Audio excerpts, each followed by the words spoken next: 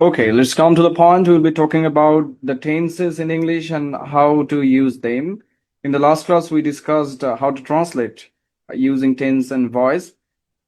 কিন্তু ওটা হচ্ছে একটা বেসিক লেভেলের ব্যাপার। আমি আপনাদেরকে বারবার অনুরোধ করব যে কোনো ভাষার গ্রামার হচ্ছে একটা অ্যাসেসমেন্ট পদ্ধতি। এটাকে আমরা বলি জেনারেলাইজেশন, একটা সাধারণীকরণ। অর্থাৎ আমরা 50টা বাক্যকে এক এক জায়গায় পরীক্ষা করি যে এই বাক্যগুলোর মধ্যে মিল আছে কোথায়। শোনা যায় আমাকে? সেই বাক্যগুলোর মধ্যে মিল আছে কোথায়।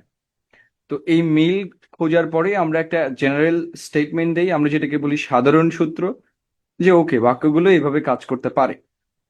সো এই যে অ্যাসেসমেন্ট, এটাই হচ্ছে গ্রামারের রুল হিসেবে নানা জায়গায় বলা হয়। এবং আবারও বলছি যে এক একজন স্কলার, এক একজন ব্যক্তি একটা জিনিসকে নানাভাবে ডিফাইন করেন। আপনারা বিজ্ঞানেও পড়ে থাকবেন যে দেখবেন এক একটা টার্মকে নানা টার্মে আরো অনেকগুলো নাম থাকে, তাই না? তো এই নামগুলো কারা স্টাডি করে? যারা ভাষা বিজ্ঞানী হবে অথবা যারা গ্রামারিয়ান হবে। তো আমাদের কারোরই জীবনের উদ্দেশ্য গ্রামারিয়ান হওয়ার কথা না। এখানে কেউই ভাষা বিজ্ঞানী হতে আসেনি, আমরা সবাই ইংরেজি ভাষাটাকে ব্যবহার করতে জেনেছি, ব্যবহার করার জন্য গ্রামারটা পড়ি। সো এই জন্য গ্রামারটাকে বলা হয় প্র্যাকটিক্যাল গ্রামার। ঠিক আছে? সো গ্রামারটাকে কি বলা হয়? Practical grammar. অনেক বইয়ে লেখা থাকবে, দেখবেন যে grammar in use. In use মানে কিভাবে ব্যবহার করতে হয়। সো আমাদের সবসময় মনে রাখতে হবে যে আমাদের ম্যানুয়ালের কোনো দরকার নেই। কোনটা কি ডেফিনেশন, ওটার নাম কি হবে, এটা নিয়ে আমাদের কোনো দৌড়ঝাঁপ করার দরকার নেই। বরং যারা গ্রামারে ভালো তারা ভাষাতে বরং খুবই খারাপ। ঠিক আছে? যারা বেশি গ্রামার প্র্যাকটিস করেছে ইন দ্য চাইল্ডহুড, তারা খুব ভালো ইংরেজি শিখেছে, এটা আমি বলতে, আপনারাও এটা বুঝতে পারবেন যে গ্রামারে আমরা অনেক ভালো। কোনটা কি রুল সেটা আমরা বলতে পারি, কিন্তু আমরা লেখার সময় এটা অ্যাপ্লাই করতে পারি না। ঠিক আছে? আপনারা অনেক অযাচিত কমেন্ট করছেন। আমি তানভীরকে অনুরোধ করব যে এইগুলোকে ক্লাস থেকে আপাতত একটু বের করে দিতে, তারা যেন রেকর্ড দেখে নেয়। ওকে।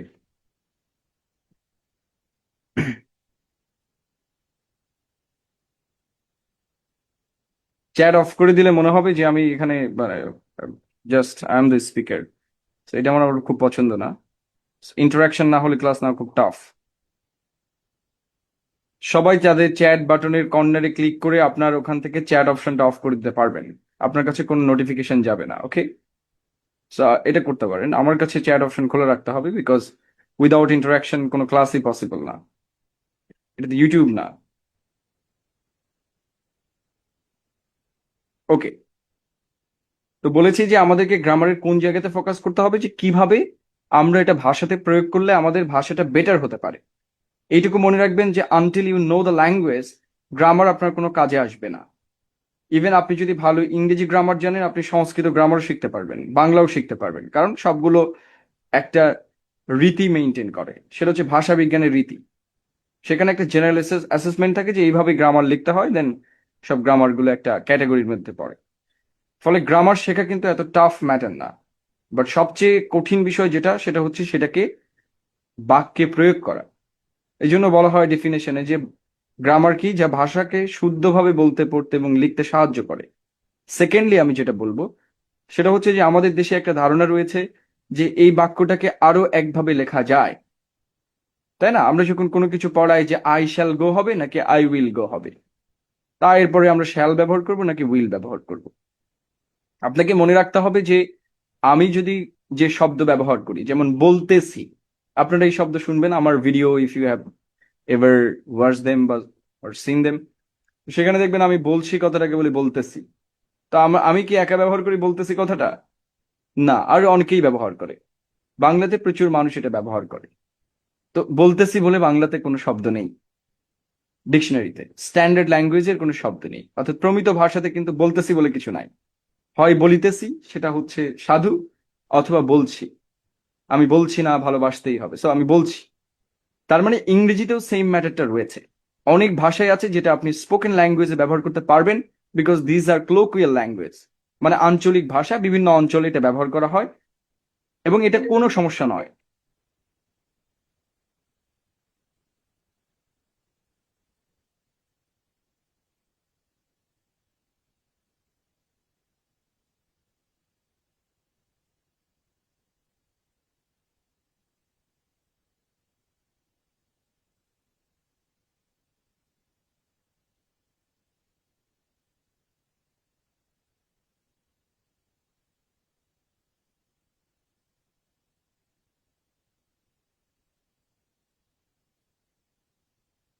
সরি, আমি কি ডিসকানেক্ট হয়ে গেলাম?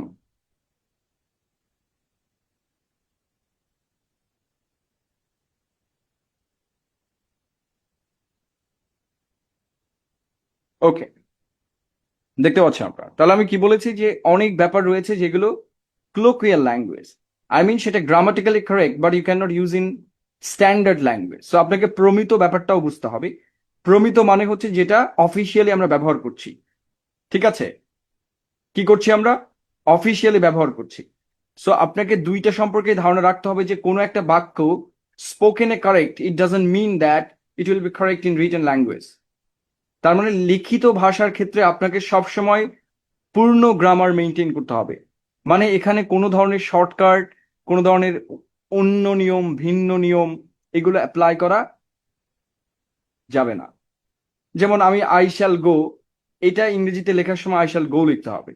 বাট আপনি যখন মুখে বলবেন তখন আপনাকে কি বলতে হবে? I will go. আপনি ইচ্ছা করলেই ব্যবহার করতে পারবেন, দেয়ার ইজ নো প্রবলেম দেয়ার।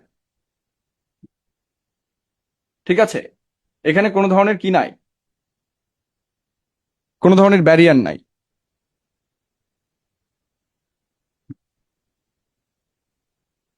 আশা করি আমি বুঝাতে পেরেছি।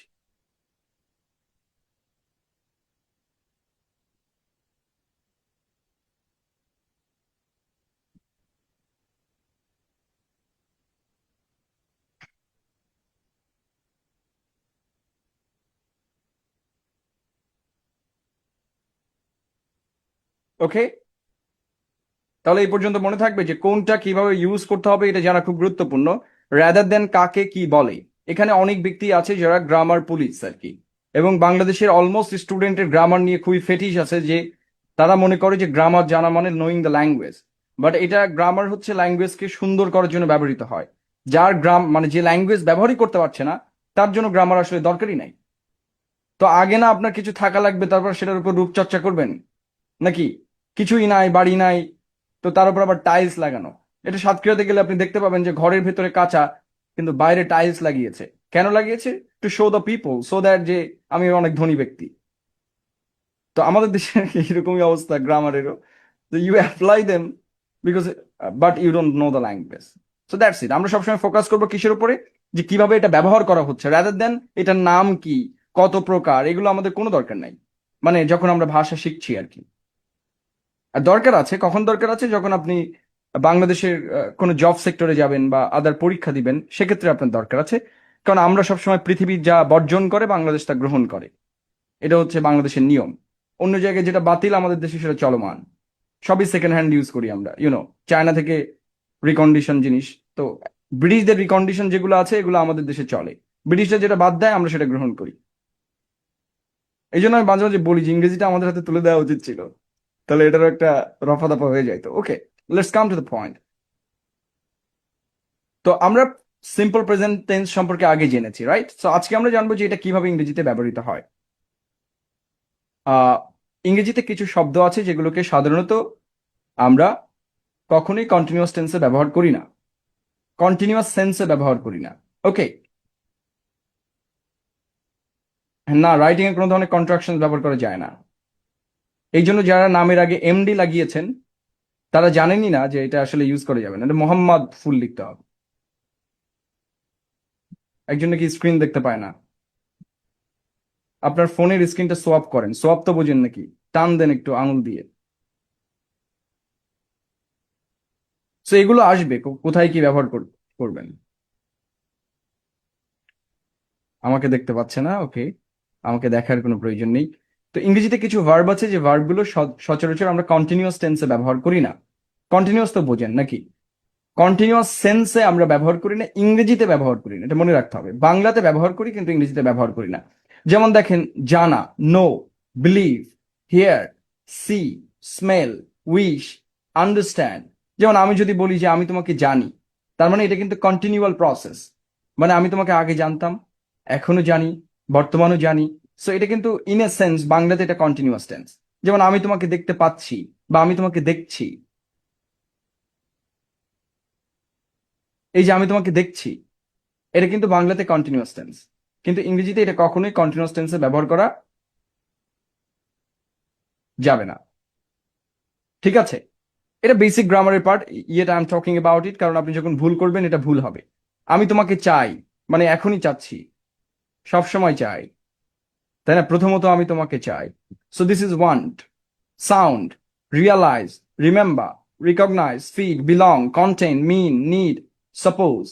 এগুলো বাংলাতে যদিও কন্টিনিউয়াস সেন্সে ব্যবহৃত হয়, কিন্তু ইংরেজিতে এগুলো সবসময় সিম্পল ক্যাটাগরিতে ব্যবহৃত হবে। আই মিন এগুলো সবসময় কন্টিনিউয়াস অ্যাভয়েড করবে। যদি মূল টেন্সটা ধরেন, আপনি একটা প্রেজেন্ট কন্টিনিউয়াস টেন্সে বাক্য বললেন, প্রেজেন্ট কন্টিনিউয়াস এর বাক্যকে কিসে লিখতে হবে? আমি তোমাকে দেখছি, এটা প্রেজেন্ট কন্টিনিউয়াস টেন্সের বাক্য বাংলা সেন্সে, কিন্তু ইংরেজিতে লেখার সময় এটা প্রেজেন্ট সিম্পলে লিখতে হবে। ধরেন আমি তোমাকে 1 ঘন্টা যাবত দেখছি, তাহলে কি হবে? এটা প্রেজেন্ট পারফেক্ট টেন্সে লিখতে হবে। অর্থাৎ যে টেন্স হবে, হ্যাঁ ফিলও রয়েছে, এর নিচে আলোচনা করা হয়েছে। আপনি শীট পড়েন নাই বোধ হয়, এই জন্য আবার জিজ্ঞাসা করছেন। ওকে, আরো অনেক ভার্ব রয়েছে যেগুলো আপনি কন্টিনিউয়াস সেন্সে সচরাচর ব্যবহার করতে পারবেন না, ইন এ নর্মাল সেন্স। ব্যবহার করলে অর্থের পরিবর্তন ঘটবে।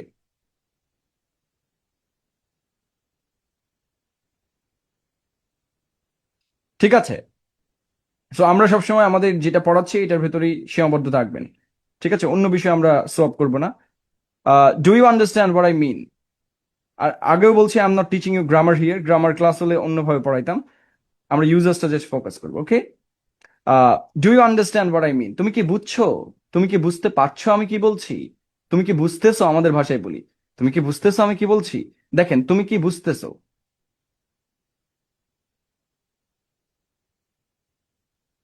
তুমি কি বুঝতেছো, তার মানে এটা কোন টেন্স? প্রেজেন্ট কন্টিনিউয়াস টেন্স, তাই না? তেসো, তেসি, তেসেন। আপনারা শীতটা অনেকেই পড়ে আসেন না, এখানে এসে মানে আগডুম বাগডুম দেখতেছে। চোখে সর্ষের ফুল দেখবেন যদি শীত না পড়ে আসেন। Do you understand what I mean? Anna doesn't seem very happy right now. আনাকে দেখে তো মনে হচ্ছে না যে খুব একটা খুশি। তার মানে হচ্ছে যে বাক্যগুলো কিন্তু আদতে বাংলা করলে দেখা যাবে যে এটা প্রেজেন্ট কন্টিনিউয়াস টেন্স, তাই না? কিন্তু ইংরেজিতে লেখা যাবে না, কারণ ভার্বটা কি? ভার্বগুলো হচ্ছে ভার্ব অফ পারসেপশন। পারসেপশনের বাইরে অনেক ভার্ব আছে। পারসেপশন মানে হচ্ছে যে আমাদের পাঁচটা যে ইন্দ্রিয় রয়েছে, আমাদের পাঁচটা ইন্দ্রিয় কি? চক্ষু, কর্ণ, নাসিকা, ত্বক, জিহ্বা। জানেন তো নাকি এটা? পাঁচটা ইন্দ্রিয় আছে, চোখ, কান, নাক, ত্বক, জিহ্বা। ঠিক আছে, এর বাইরেও আরেকটা ইন্দ্রিয় রয়েছে যেটাকে আমরা বলি ষষ্ঠ ইন্দ্রিয়, যেটাকে আমরা বলি কনসাসনেস, যেটাকে আমরা বলি জ্ঞান স্তর, যেটাই বলেন না কেন। তো এই ষষ্ঠ ইন্দ্রিয় কিন্তু ভার্ব অফ পারসেপশনের মধ্যে পড়ে। হ্যাঁ, মানে যে ভার্বগুলো দিয়ে আমরা অনুভূতি প্রকাশ করি। পারসেপ মানে কি? পারসিভ করা, বুঝতে পারি, অনুভূতি বুঝতে পারি।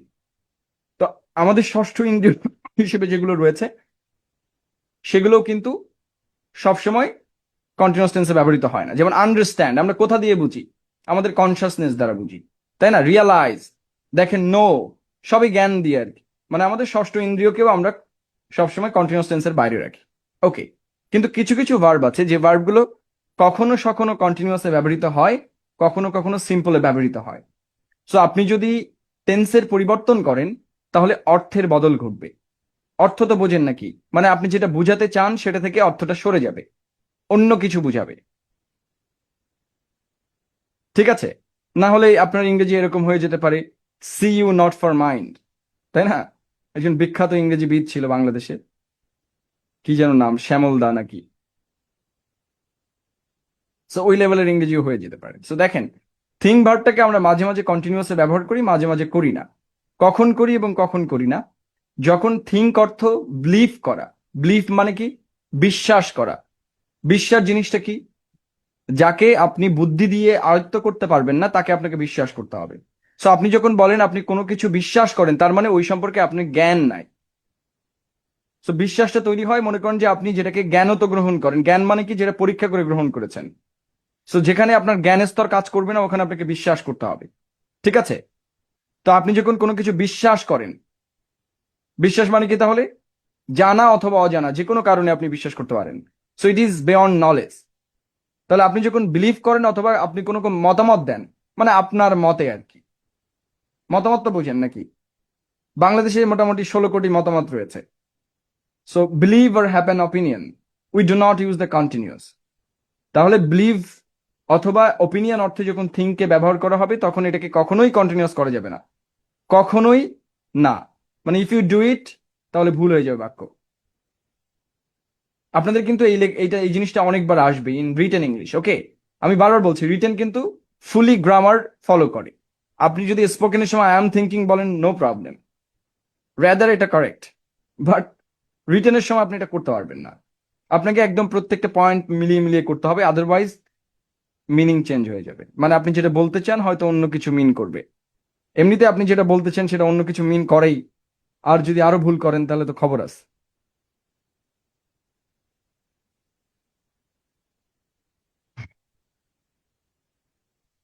So I think Mary is Canadian, but I am not sure. So I think মানে কি?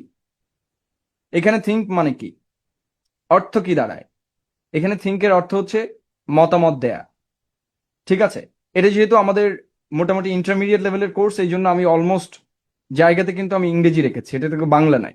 কিন্তু যারা ফাউন্ডেশনে পড়েছেন তারা জানেন যে এই পুরা জিনিসটা বাংলাতেই দেয়া আছে, তাদের জন্য আর কি, কারণ তারা চাইল্ড, মানে ইংরেজিতে এলিমেন্টারি লেভেলে আছে। সো দ্যাটস ওয়াই এগুলো হচ্ছে বা ইংরেজিতে দেয়া হয়েছে, যাতে আপনি আরো ভালো করে বুঝতে পারেন। কারণ ইংরেজিতে লিখতে গেলে আপনাকে ইংরেজিতেই পড়তে হবে, বাংলা পড়ে ইংরেজি লেখা যাবে না। So what do you think of my idea? এখানে থিঙ্ক মানে কি, ওপিনিয়ন, যে আমার এই আইডিয়াটা নিয়ে তোমার মতামত কি। তাহলে থিঙ্ক মানে যখন বিশ্বাস করা অথবা মতামত দেয়া, তখন আমরা থিঙ্ককে কখনো কন্টিনিউয়াসলি ব্যবহার করতে পারবো না।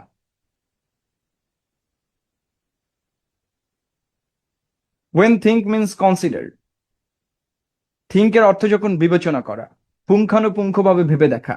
ধরুন আমরা কাউকে অফার করলাম যে ঠিক আছে ভাই, আপনার সাথে আমি একটা বিজনেস ডিল করতে চাই, এবং বিষয়টা এরকম এরকম আমরা বলি না? দেখবেন যে আপনার তিন বন্ধু এক জায়গায় হলেই নতুন করে একটা বিজনেস আইডিয়া চলে আসে, অ্যান্ড আপনারা এটা কথা বলতেই থাকেন, একদিন কবরেও চলে যান, কিন্তু সেই বিজনেস আর কখনো শুরু হয় না। সো এই যে আমরা বলি যে আচ্ছা আমি তোমার বিষয়টা ভেবে দেখবো, আমরা বলি না এই কথা, মুখে বলি কিনা যে আচ্ছা বিষয়টা আমরা ভেবে দেখবো। সো আপনি কোনো কিছু বিবেচনা করছেন, ভেবে দেখা মানে রিয়েল থিঙ্কিং যেটা আমরা বলি। এই রিয়েল থিঙ্ক মানে যেটাতে ওপিনিয়ন দেয়া বোঝাচ্ছে না, বিলিভ করা বোঝাচ্ছে না, rather you are being rational, you are considering, ঠিক আছে? বিবেচনা করা, এই জন্য নোট করবেন আপনারা, আমি যখন যেগুলো আপনি বাংলায় লিখতে চান সেগুলো আমি মুখে তো বলেই দিচ্ছি। ওয়েন থিঙ্ক মিনস কনসিডার, যখন থিঙ্ক মানে বিবেচনা করা, তখন কন্টিনিউয়াস করা সম্ভব। এখন যখন বলা হচ্ছে যে কন্টিনিউয়াসও করা যাবে, তার মানে সেটাকে আরো কি অর্থে ব্যবহার করা যাবে? কন্টিনিউয়াস না করলেও চলবে। এখানে পসিবল মানে কি, যে নর্মাল যে নিয়ম আমরা শিখেছি যে থিঙ্ককে কন্টিনিউয়াস করা যাবে না, সেই নিয়মেও এটা খাটবে। আপনি যদি কন্টিনিউয়াস করেন তাহলে ভুল হবে না। বুঝতে পেরেছি? মানে আপনি ভুল করে যদি এই ক্ষেত্রে কন্টিনিউয়াস করেও ফেলেন, দেন ইট ইজ কারেক্ট টু। মানে দুইটাই পসিবল, কিন্তু মূল নিয়ম হচ্ছে না করলেও চলবে। মানে মূল নিয়মটা কি, যে থিঙ্ককে কন্টিনিউয়াস ব্যবহার করা যাবে না, কারণ থিঙ্ক কোথা থেকে আসে? আমাদের ষষ্ঠ ইন্দ্রিয় থেকে আসে। So I am thinking about what happened, আমি বারবার বিবেচনা করছি কি হয়েছে, বারবার খুঁজে দেখছি কি হয়েছে। I often think about it. So দেখেন, Nicky is thinking of giving up her job. Thinking of মানে এখানে বিবেচনা করো, সে ভেবে দেখছে যে চাকরিটা করা যায় কি যায় না। সো ভাবা মানে যেখানে যদি কনসিডার হয়, তাহলে থিঙ্কে আপনি কন্টিনিউয়াস করতে পারবেন। Am I clear?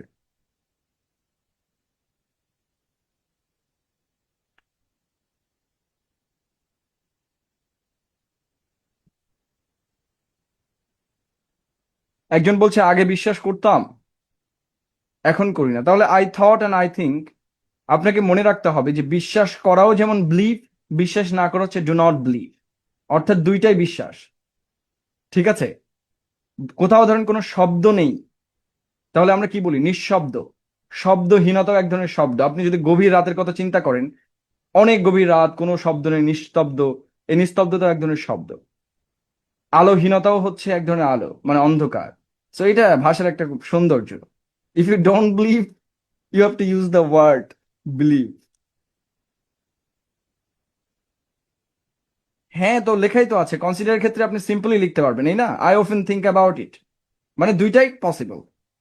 দুইটাই পসিবল কেন বলে দিয়েছি, যে আপনি ধরেন কন্টিনিউয়াস অনেক জায়গায় দেখবেন যে আই এম থিঙ্কিং লেখা আছে, তখন আপনি বলবেন যে স্যার তাহলে তো ভুল পড়াইছে, এতদিন শিখেছে থিঙ্ককে তো সিম্পল করা যায়। বাট সিম্পল তো করাই যায়। আচ্ছা, আমি তোমাকে 10 মিনিট যাবত দেখছি, সেটা আমরা বলেছি। Can you use reckon instead of think? হ্যাঁ, অবশ্যই ব্যবহার করতে পারবেন, কিন্তু নিয়ম একই হবে না আর কি।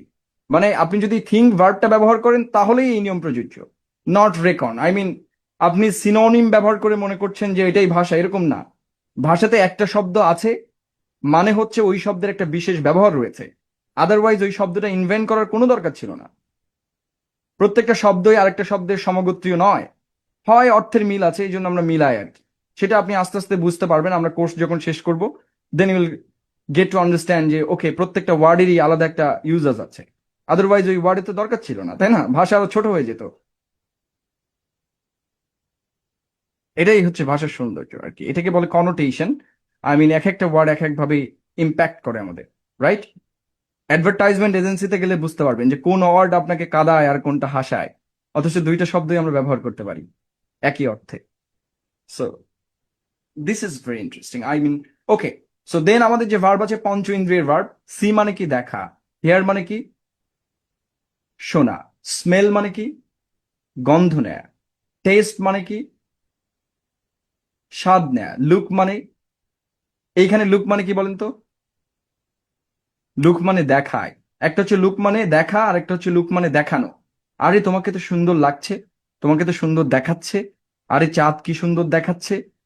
সো এখানে লুক মানে হচ্ছে দেখানো, ঠিক আছে?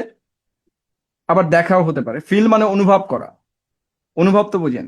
ওকে, so we normally use the present simple, not continuous with see, hear, smell, taste. তো আমরা সাধারণ অর্থে সাধারণত এগুলোকে আমরা, তুমি কি ওই মানুষটাকে দেখতে পাচ্ছ ওই যে যাচ্ছে, do you see that man over there? But in Bangla we are using present continuous, right?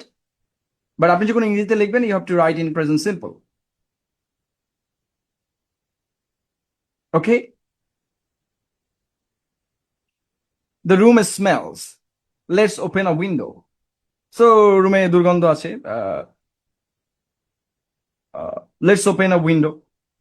So আমরা স্মেল ভার্বটা যখন ব্যবহার করবো, আমরা কন্টিনিউয়াস করবো না। কিন্তু আবারও বলছি, বাংলাতে অনুবাদ করার ক্ষেত্রে আপনি কি করবেন? তুমি কি লোকটাকে দেখো, নাকি তুমি কি লোকটাকে দেখছো? কোনটা বলেন তো? এটা কিন্তু ভালো, মানে ব্রেনে খাটাইতে হবে যে দুইটা ল্যাঙ্গুয়েজ কখনোই সেম হবে না, তাদের আলাদা কালচার, তাদের সিস্টেমই আলাদা। সো আপনি যখন বলছেন যে do you see that man over there, তুমি লোকটাকে কি দেখো? নট। আমরা বাংলাতে বলছি তুমি কি লোকটাকে দেখছো। ইন্টারেস্টিং না? মানে আমাদের ভাষায় কন্টিনিউয়াস, বাট ওদের ভাষায় সিম্পল। এটা মনে রাখতে হবে। এটা ব্যবহার করতে করতে আপনি বিষয়টা আত্মস্থ করতে পারবেন।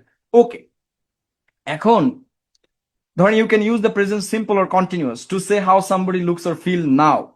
নাও কথাটার দিকে একটু ফোকাস করবেন। এখানে দুইটা বিষয় রয়েছে। নাও ওয়ার্ডটার দিকে ফোকাস করবেন। সো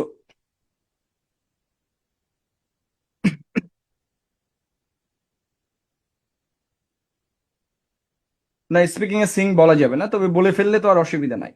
বলে যেহেতু ফেলেছেন, ল্যাঙ্গুয়েজ বুঝতে পারলে না ইন স্পোকেন ল্যাঙ্গুয়েজ। ওকে, তো এখন এইটা কাদের জন্য? আপনি যদি দোকানদার হন বা বিদেশে যে কোনো একটা বিজনেস করেন, আপনার কাছে এটা এক্সপেক্টেড যে you you won't use the standard language. But graduate মানে কি? মানে আপনি যখন ইউনিভার্সিটি বা কলেজে পড়ছেন, আপনাকে শুদ্ধভাবে নিজের ভাষা বলতে পারতে হবে। এটা তো একটা বেসিক স্কিল অফ এডুকেশন। আপনি যদি ভালো বাংলা না বলতে পারেন, তাহলে আপনার লেখাপড়া বৃথা হয়েছে। এটা বেসিক একটা, একেবারে আপনি আপনার আঞ্চলিক ভাষা বলতে পারবেন, আবার স্ট্যান্ডার্ড ল্যাঙ্গুয়েজে বলতে পারবেন, এইটাই। সো আমরা যেটা একাডেমিতে আছি বা পড়ালেখা করবো আগামীতে, আমাদের তো অবশ্যই ফর্মাল স্টাইলে কথা বলতে হবে, তাই না? আমরা বাংলা ভাষার কথা চিন্তা করি, আমাদের আশেপাশে যারা মানুষ রয়েছে বা দোকানে চাকরি করে বা রিক্সা চালায়, ওনাদের আমাদের ল্যাঙ্গুয়েজ কিন্তু সেম।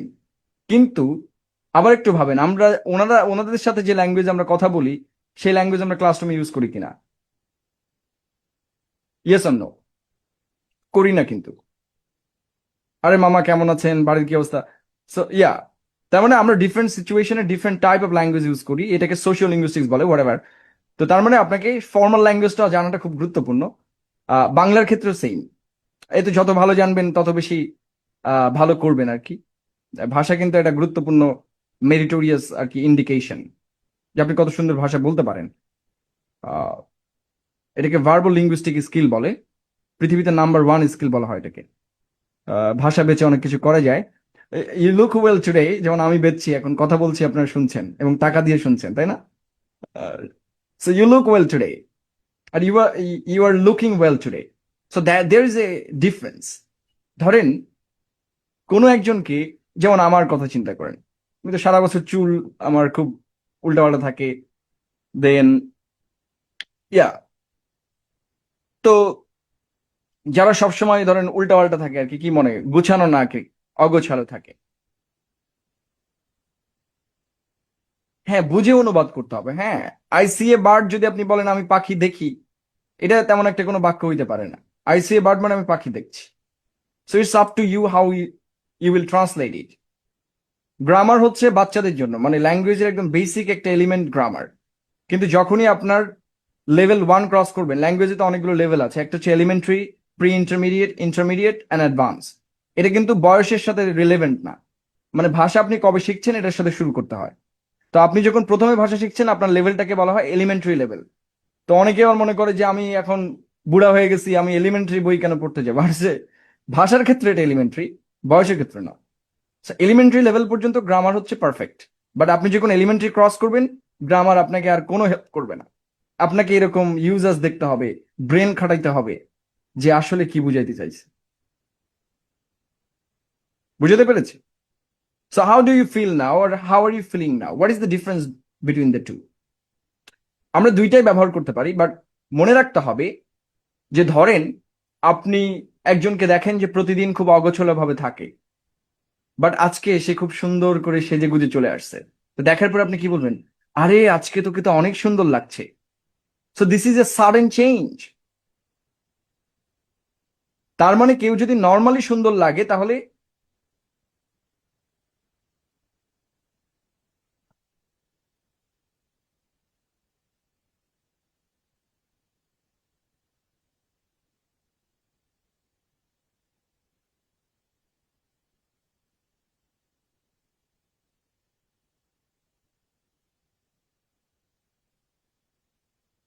কাউকে যদি নর্মালি সুন্দর লাগে তাহলে আমরা বলবো you look well, you look well today.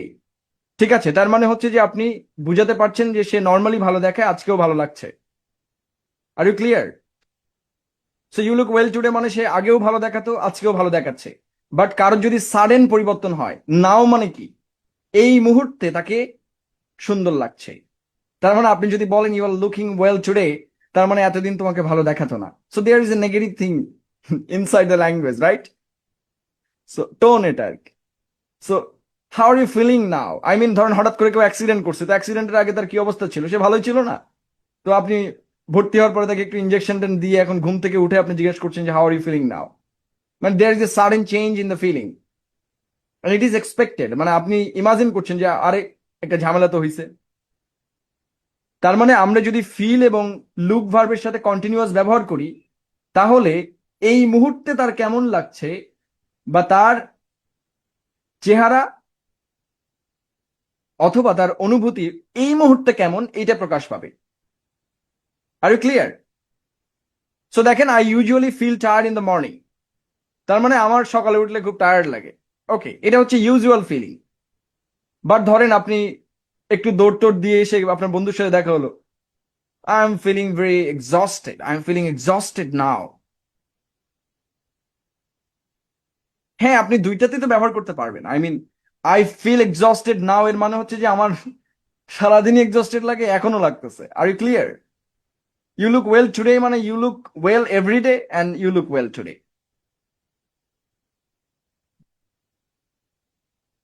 You look well today মানে তুমি এমনিতেই ভালো, সুন্দর, এন্ড আজকেও ভালো লাগতেছে। Am I clear? এখানে ভাষার ভেতর তো এত গ্রামার লেখা নাই। আমি জাস্ট এক্সপ্লেইন করছি যে চেঞ্জটা কোথায় হচ্ছে। ঠিক আছে?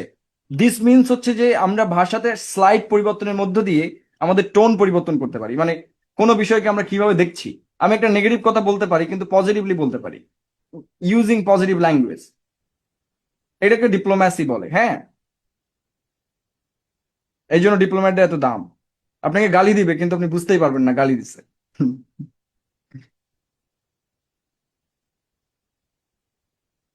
হ্যাঁ রাইট, একটা সামগ্রিক ভাবে আর একটা তাৎক্ষণিক ভাবে, exactly. Am I clear? So normally আমরা দেখবেন যে বি ভার্বটাকে কখনো কন্টিনিউয়াস টেন্সে ব্যবহার করতে পারি না। আহ, আপনি দেখেছেন কখনো কন্টিনিউয়াস টেন্সে বি ভার্ব ব্যবহৃত হচ্ছে বিং অর্থে আর কি? প্যাসিভ ভয়েসে ব্যবহৃত হয়। প্রেজেন্ট কন্টিনিউয়াস টেন্সের প্যাসিভ ভয়েস হচ্ছে subject plus am being, is being, are being. But normally আপনি দেখেছেন আই এম বিং ইল, এরকম বাক্য দেখেছেন? I am being ill, I am being naive, না। বাট কন্টিনিউয়াস টেন্সে এই বিং কে ব্যবহার করা হয় অ্যাক্টিভ ভয়েসে, তাও মানে বি ভার্বকে কন্টিনিউয়াস টেন্সে আই এম বিং। ঠিক আছে, কখন? দেখেন, এটাও সেই একই ব্যাপার। You can say he is being, you are being, হ্যাঁ right, you are being rude, to say how somebody is behaving now. আবার দেখেন শব্দটা কি আছে?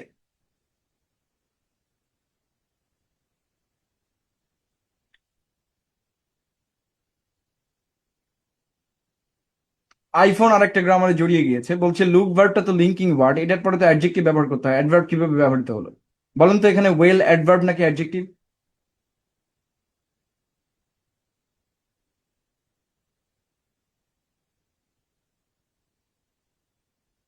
না, এখানে ওয়েল হচ্ছে অ্যাডজেক্টিভ। যখন স্বাস্থ্যের কথা বোঝানো হয় তখন ওয়েল হচ্ছে অ্যাডজেক্টিভ, মানে আপনার শারীরিক অবস্থা কেমন এটা বোঝানো হয়। আর যখন ওয়েল মানে ভালো করা, হ্যাঁ, এই ভালো আর ওই ভালো এক না ভাই, স্বাস্থ্যের কথা, হ্যাঁ, তখন হচ্ছে ওয়েল অ্যাডভার্ব। হ্যাঁ, ইউ আর ডুইং ওয়েল, তুমি ভালো করছো। বাট এখানে ওয়েল বলতে স্বাস্থ্যগত অবস্থা বা চেহারার অবস্থা এরকম বোঝায়, এটা হচ্ছে অবস্থা। সো ওয়েল অ্যাডজেক্টিভ এবং অ্যাডভার্ব দুইভাবে ব্যবহৃত হয়। সো এখানে well adjective, okay, that's why এখানে ব্যবহার করা হচ্ছে। ওকে, ধরেন কেউ হচ্ছে যে হারকিপটা, হারকিপটা বুঝেন তো নাকি? আপনার অনেক বন্ধু আছে না, যারা দেখবেন টাকা পয়সা খরচা করতে চায় না। এটা হিউজ লোকজন আছে। আমার এক বন্ধু ছিল ছোটবেলায়, ও প্রতিদিন 2 টাকা করে নিয়ে আসতো, 1 টাকার খাবার খাইতো আর 1 টাকা সেভ করতো। তো আমি এখনো জানি না সে আসলে কত ধনী হয়েছে এটা এগুলো সেভ করে, বাট এটা করতো আর কি। And আমরা সবসময় এটা মক করতাম, আরে হার কিপটার কিপটা। তো এরকম অনেকে আছে যারা টাকা পয়সা খরচ করলে মুখটা মলিন হয়ে যায়, একটু টাকা খরচা হইলেই। আহ, তো এইটা হচ্ছে যে একটা জেনারেল বিহেভিয়ার। জেনারেল বিহেভিয়ার মানে বুঝেন তো নাকি? সাধারণত সে ছোটবেলা থেকে এরকমই। তো ধরেন কোনো ব্যক্তি এমনিতে খুবই ভালো, কিন্তু হঠাৎ করে রেগে গেছে, কিছু একটা করতেছে। তো দেখেন একজন মানুষ এমনিতেই সেলফিশ, তাহলে হি ইজ সেলফিশ। কিন্তু যে মানুষ সেলফিশ না, মানে সবসময় সে উদার আচরণ করেছে, হঠাৎ করে আজকে দেখলেন যে তার আচরণের পরিবর্তন ঘটেছে, তাহলে সাডেন চেঞ্জ ইন বিহেভিয়ার। কি বলেছি? আচরণের আকস্মিক পরিবর্তন। আচরণের আকস্মিক পরিবর্তন। আমরা বলি না তুমি এমন কেন করছো, অনেকেই বলে এখানে, এখন স্বীকার করবে না, এটা প্রতিদিন ইনবক্সে হয়তো বলে তুমি এমন কেন করছো। সো তুমি এমন কেন করছো মানে this is a sudden change in behaviour.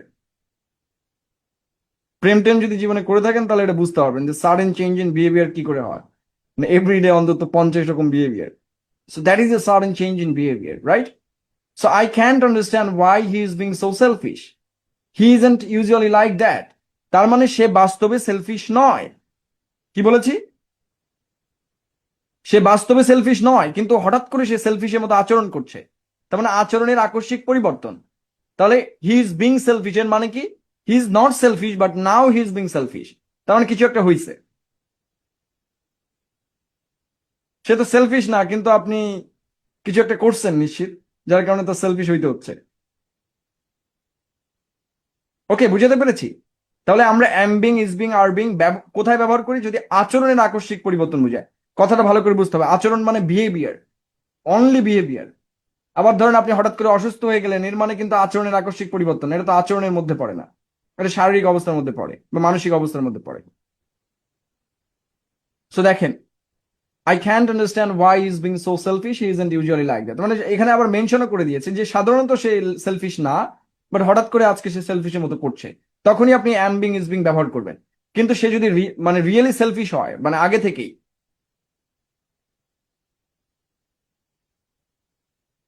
ঠিক আছে, আগে থেকে যদি সেলফিশ হয় তাহলে কি লিখবেন? হি is very shellfish. Be verb ব্যবহার করতে হবে, হি ইজ সেলফিশ ভাই, সে সবসময় সেলফিশ। তাহলে সাডেন চেঞ্জ ইন বিহেভিয়ার। দেখেন, আহ ধরেন আপনি কোনো এখানে হচ্ছে নায়ক আছে, নায়ক নায়িকাকে বলছে দ্য পাথ, পাথ শব্দটা কোন ল্যাঙ্গুয়েজের বলেন তো, কোন ভাষা থেকে গিয়েছে?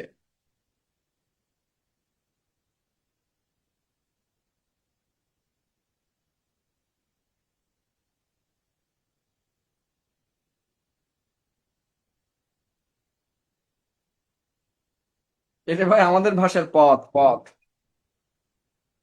বাংলা ভাষার পথ ইংরেজিতে যে পাথ হয়ে গেছে, এটা আপনি বোঝেন না ভাই। ইংরেজি একটা এ বেশি করে করে। ইংরেজদের উচ্চারণ বোঝেন না, তারা বাংলা উচ্চারণ করলে কেমন হয়? পথ হয়ে গেছে পাথ।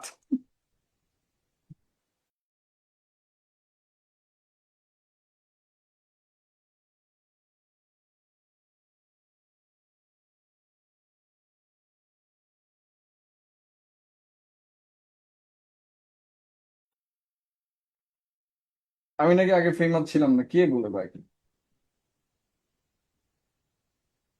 দেখি।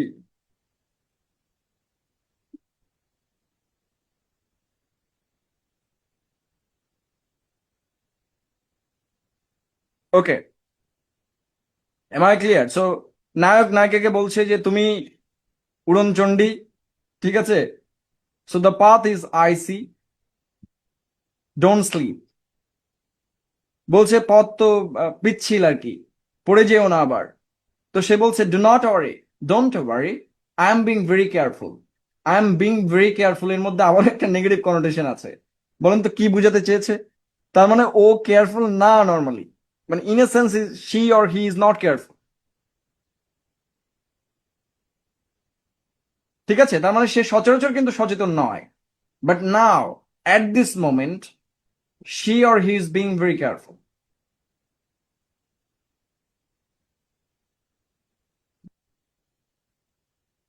বুঝতে পেরেছি? ইন্টারেস্টিং কিন্তু। তার মানে আপনি যখন বলেন I am being very careful, I am not careful at all, but এখন পরিস্থিতির শিকার। এবার কম্পেয়ার করতে হবে যে দেখেন চেঞ্জটা কোথায়, চেঞ্জটা কোথায়। Compare, he never thinks about other people, he is very shellfish.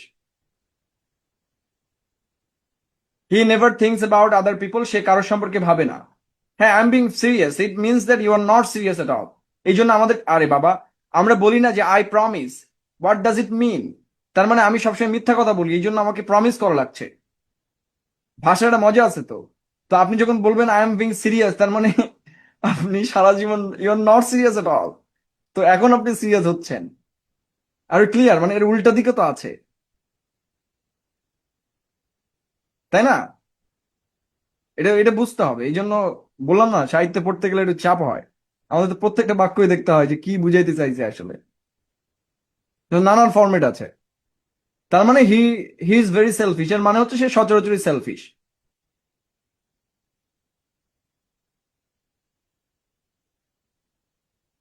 আবার কোথা থেকে কি বাক্য নিয়ে চলে আসছে?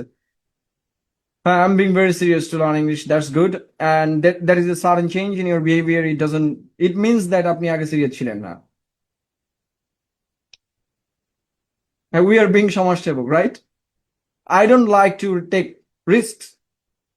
বলছে আমি রিস্ক নিতে পছন্দ করি না। ওই যে একটা কবিতা ছিল না যে আমি বরং সাথে পাশে থাকি না, এই কবিতাটা অনেকে দেখেছেন হয়তো। So I am a very careful person, I mean I am always careful. তো আপনি যখন বিভার্ব ব্যবহার করবেন, এটার মানে হচ্ছে study. I am a student, ঠিক আছে? আর আপনি বললেন I am being a student, এর মানে কি? যে আপনি আদতে স্টুডেন্ট নয়, কিন্তু আজকে আপনি একটা স্টুডেন্ট সাজার ভান করছেন। আই এম বিং স্টুডেন্ট, ঠিক আছে? তাহলে আপনি যখন ডিরেক্ট বিভার্ব ব্যবহার করবেন তখন ইট ইজ জেনারেল, যে you are always that.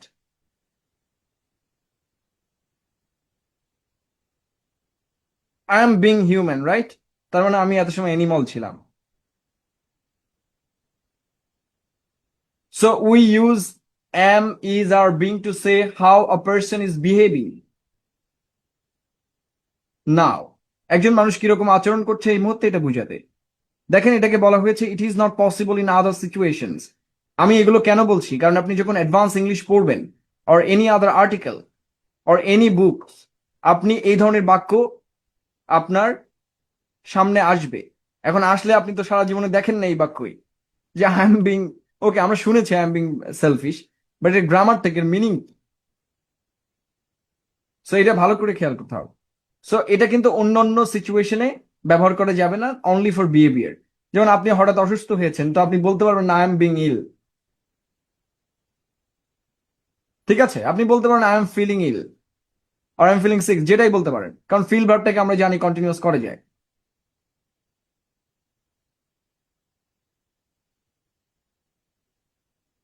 Interesting না? So I am being tired হয় না,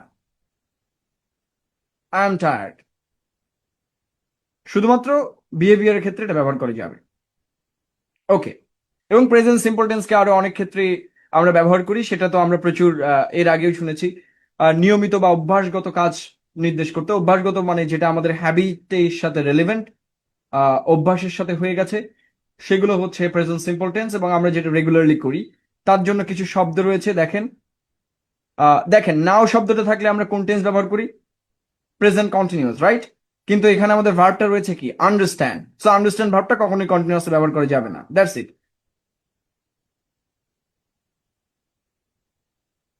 দেন আমাদের প্রেজেন্ট কন্টিনিউয়াস টেন্স, আমরা এত সময় প্রেজেন্ট সিম্পল নিয়ে পড়েছিলাম কিন্তু কন্টিনিউয়াস সব আলাপ করেই ফেলেছি। তো কন্টিনিউয়াস টেন্সের আমাদের দুইটা স্ট্রাকচার রয়েছে, একটা হচ্ছে অ্যাক্টিভ, একটা হচ্ছে প্যাসিভ। স্ট্রাকচার গুলো কিন্তু মুখস্থ থাকতে হবে। গ্রামার কারো ভুল গেলে এটা খুব দুঃখজনক হবে আর কি। স্টেটিভ ভার্ব ব্যতীত সকল ভার্বের ক্ষেত্রে আমরা কন্টিনিউয়াস টেন্স ব্যবহার করতে পারি, এবং ভবিষ্যৎ সময় নির্দেশ করতেও আমরা কন্টিনিউয়াস টেন্স ব্যবহার করতে পারি। এটা নিয়ে আমরা পরে আলাপ করব, বা আজকে আমাদের ব্রেকের পরে আমরা আলাপ করব যে ভবিষ্যৎ নির্দেশ করতে আমরা তিন ভাবে আসলে কাজ করতে পারি। সেটা নিয়ে আমরা একটু পরে আলাপ করছি, যে কখন কন্টিনিউয়াস ব্যবহার করতে পারবো, কখন বি গোয়িং টু ব্যবহৃত হবে, আর কখন শ্যাল উইল ব্যবহৃত হবে। ঠিক আছে?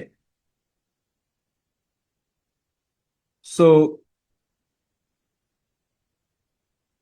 আমাদের পারিপার্শ্বিক পরিবর্তন বোঝাতে, মানে যে জিনিসগুলো ধীরে ধীরে পরিবর্তিত হচ্ছে, ধীরে, খুবই আস্তে, so we use the present continuous when we talk about a change that has started to happen। মানে যে পরিবর্তনগুলো আস্তে আস্তে হওয়া শুরু হয়েছে, এখনো চলমান এবং আগেও ছিল, এগুলো আস্তে আস্তে পরিবর্তিত হচ্ছে, এরকম বোঝাতে আমরা নিচের ভার্বগুলোর সাথে কন্টিনিউয়াস ব্যবহার করি। এবং এটা কিন্তু আপনারা লেখাতে প্রচুর দেখবেন, like the economist or other writing এর ক্ষেত্রে এটা রয়েছে, এই কারণে আমি দিয়েছি। এখানে যত গ্রামার রয়েছে সব রাইটিং এর সাথে রেলিভেন্ট, এটা বিসিএস এর জন্য কিন্তু নয়। সো এটা এমসিকিউ দাগানোর জন্য না। So getting, becoming, changing, improving, starting, beginning, increasing, rising, falling, growing, সাধারণত ধীর পরিবর্তন বোঝাতে এই ধরনের ভার্বগুলো ব্যবহৃত হয়। ঠিক আছে?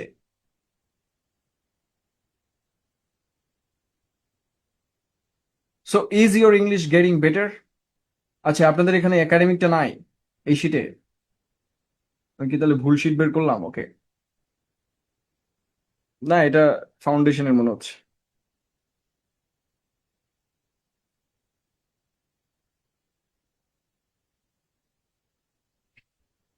লেট মি চেক ইট।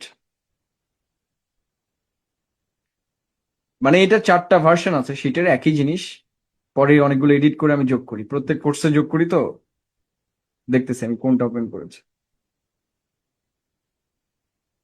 আপনার তো কত পাতা? 70 পাতা না 40 পাতা? এইটাই তো দেওয়া আছে।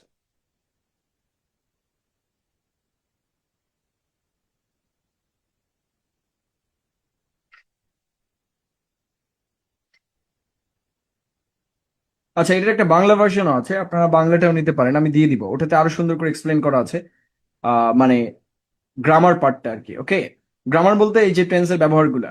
আর একাডেমিক পার্টটা তো বাংলাতে থাকবে না, এটা হচ্ছে ইংরেজিতে থাকবে। ওকে।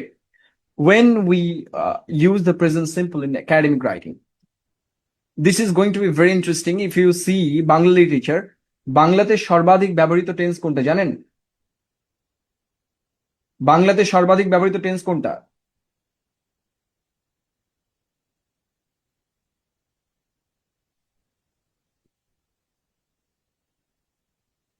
একজন বলে ভাইয়া কোথায় দিবেন?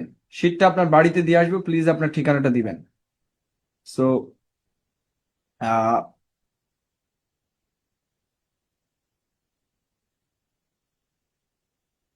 বাংলাতে সবচেয়ে ব্যবহৃত টেন্স হচ্ছে পাস্ট সিম্পল টেন্স। ওকে, রবীন্দ্রনাথের সব গল্পই পাস্ট সিম্পল টেন্সে লেখা হয়েছে। আপনি যত গল্পই দেখবেন, বেশিরভাগ ছোট গল্পই বা যে কোনো সাহিত্যিক বাংলাতে সবচেয়ে বেশি ব্যবহার করা হয়েছে পাস্ট সিম্পল টেন্স।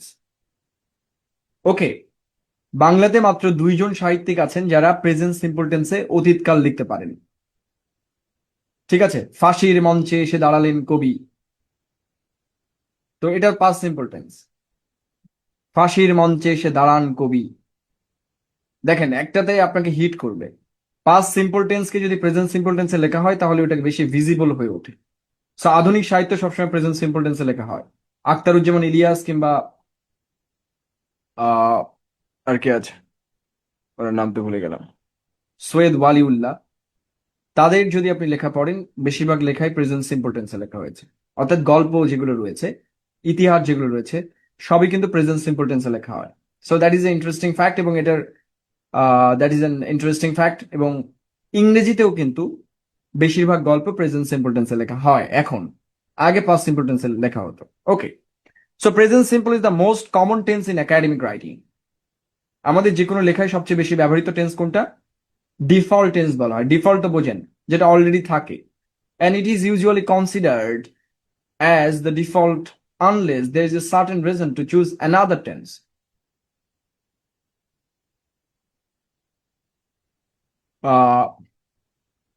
আবির হাসান, জাস্ট ওয়েট, পুরো শীটে সবকিছু দেয়া আছে। Considered as the default unless there is a certain reason to choose another tense. A sentence contains a past time marker. So সাধারণত লেখার ভেতরে আমরা প্রেজেন্ট সিম্পল টেন্স সর্বাধিকভাবে ব্যবহার করে থাকি যদি আমাদের কাছে এমন কোনো নিয়ম না চলে আসে, এমন কোনো বাধ্যবাধকতা না আসে যে এটাকে আপনার পাস্ট টেন্সে লিখতে হবে। কখন লিখতে হবে? যদি পাস্ট টেন্সের মার্কার থাকে। আই মিন টাইম মার্কার বলতে কি চিহ্ন, মার্কার মানে চিহ্ন, সময়ের চিহ্ন। তো কোনো বাক্যে যদি ইয়েস্টারডে চলে আসে তাহলে আপনাকে তো পাস্ট সিম্পল টেন্স লিখতেই হবে, তাই না?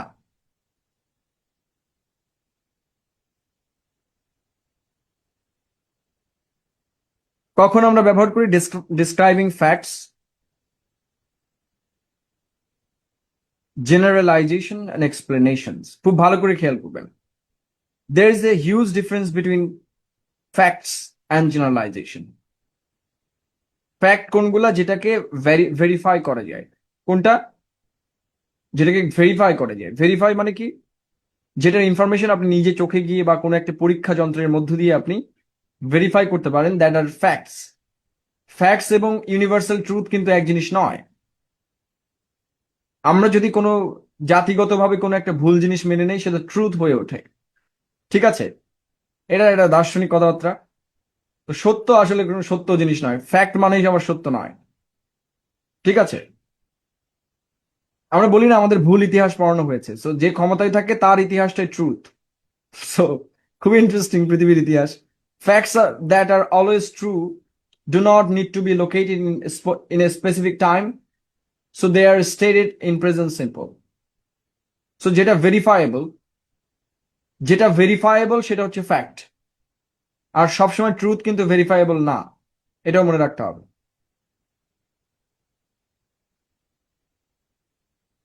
ওকে, সব ট্রুথই ভেরিফায়েবল না।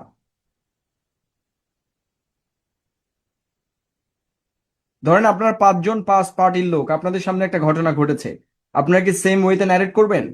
Yes or no? সবাই কিন্তু ওখানে ভিজিবলি ওখানে আপনি উপস্থিত ছিলেন এবং চোখ দিয়ে দেখেছেন, তাহলে আপনি কোনটাকে ফ্যাক্টস বলবেন? Nothing is fact. So that is it. আমি সেটা বলেছি, যেটা আমরা ভেরিফায়েবল। তো আমার বাড়ি ধরেন খুলনাতে, এটা তো ভেরিফায়েবল না। আপনি চোখ দিয়ে গিয়ে দেখে আসতে পারবেন না এটা ঠিক আছে। So this is kind of fact. যেটা বিজ্ঞানে প্রমাণ করা যায় ওইটাকে আমরা ফ্যাক্ট হিসেবে ধরলাম। ওকে, বিজ্ঞান বলতে কি বিশেষ পদ্ধতিতে যেটা প্রমাণযোগ্য। ধরেন আমরা এটা স্ট্যান্ডার্ড গেলাম সেটা দিয়ে আর কি, রাইট।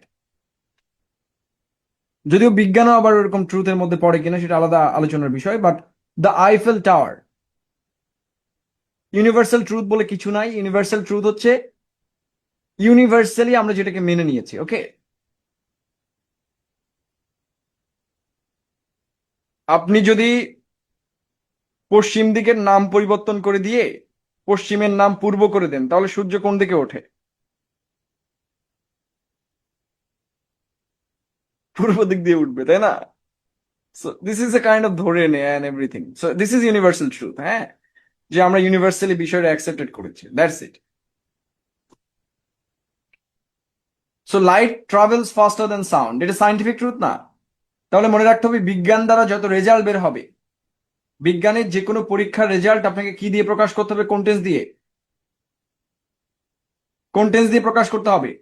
এনি সাইন্টিফিক জার্নাল সবচেয়ে বেশি ব্যবহার করে presence importance. Okay, and then খুব ভালো করে খেয়াল রাখতে হবে those who are studying in universities, আপনি যখন কোনো theory and generalization based on facts are expressed in the present simple tense, so আপনি ধরেন এখন নিউটনের সূত্র বিধৃত করবেন, অথবা আপনি কার্ল মার্কসের কোনো থিওরি লিখবেন, অথবা পপারের থিওরি লিখবেন, অথবা ইমাম গাজালির থিওরি লিখবেন, এনিথিং, ইবনুল আরাবি, যে আপনি যার ইচ্ছা থিওরি লিখলেন, যখনই থিওরি লিখবেন সেই থিওরিটাকে আপনাকে অবশ্যই প্রেজেন্ট ইম্পর্টেন্সে লিখতে হবে, কারণ থিওরিকে ধরে নেওয়া হয় যেটা ইউনিভার্সাল। কি বলেছি? থিওরিকে আপাতত ধরে নেওয়া হয় এটা একটা জেনারেলাইজেশন, মানে সব জায়গায় প্রয়োগযোগ্য।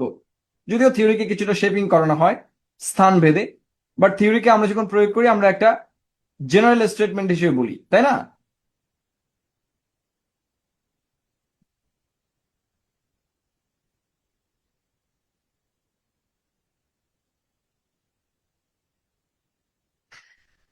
হুইজ ইবনুল আরবি, এটা আমার কাছে কেন জিজ্ঞেস করবেন? আপনি না জানলে গুগল করেন। আমি কি বলেছি? তাহলে থিওরি অ্যান্ড জেনারেলাইজেশন, এই জেনারেলাইজেশনটা কোথায় আসে?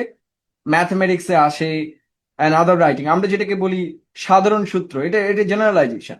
ওকে, এগুলোকে আমরা প্রতিবাদ্য বা নানাভাবে এটাকে স্বতঃসিদ্ধ বলে ধরে নেই। সবসময় এগুলো আমাদের প্রমাণের দরকার নেই, আমরা অনুসিদ্ধান্ত হিসেবে ধরে নিয়েছি। বলে ইবনুল আরবি সম্পর্কে আপনার একটা ভিডিও চাই, বিরাট একটা আলাপ করলেন আপনাকে। আপ- আমি দুঃখিত, বাট আমি যদি 1 ঘন্টা লেকচার দিই আই নিড 40K, সো 40,000 টাকা পাঠিয়ে দিবেন, একটা ভিডিও বানিয়ে দিবেন। Without payment I do nothing. একটা ইলেকশন করতে গেছিলাম, ভুল হয়ে গেছে, মাফ করে দেন। হ্যাঁ, এটা আমার ট্রু। আমি আজ পর্যন্ত কোনো যে জিনিস আমি জানি তা আমি বিনামূল্যে দিই না, কারণ এটা আমার profession, so I have to do it. এই জন্য আমি কোনো ভিডিও বানাই না, আপনি দেখবেন না আমার পেজে ভিডিও আছে 10-15টা মাত্র। আপনি যেটা এক্সপার্ট কখনোই ফ্রি দিবেন না, তাহলে এটার ভ্যালু থাকবে না। ওকে, আমি একসময় ফ্রি পড়ানোর চেষ্টা করছি, সেটার কথা আর নাই বললাম। খুবই ব্যাড এক্সপিরিয়েন্স ভাই। Not even we have a demo class. আপনারা আমাকে বিশ্বাস করে চলে আসছেন। সো দেখেন, তাহলে মনে রাখবেন আপনারা যখনই কোনো থিওরি ব্যবহার করবেন,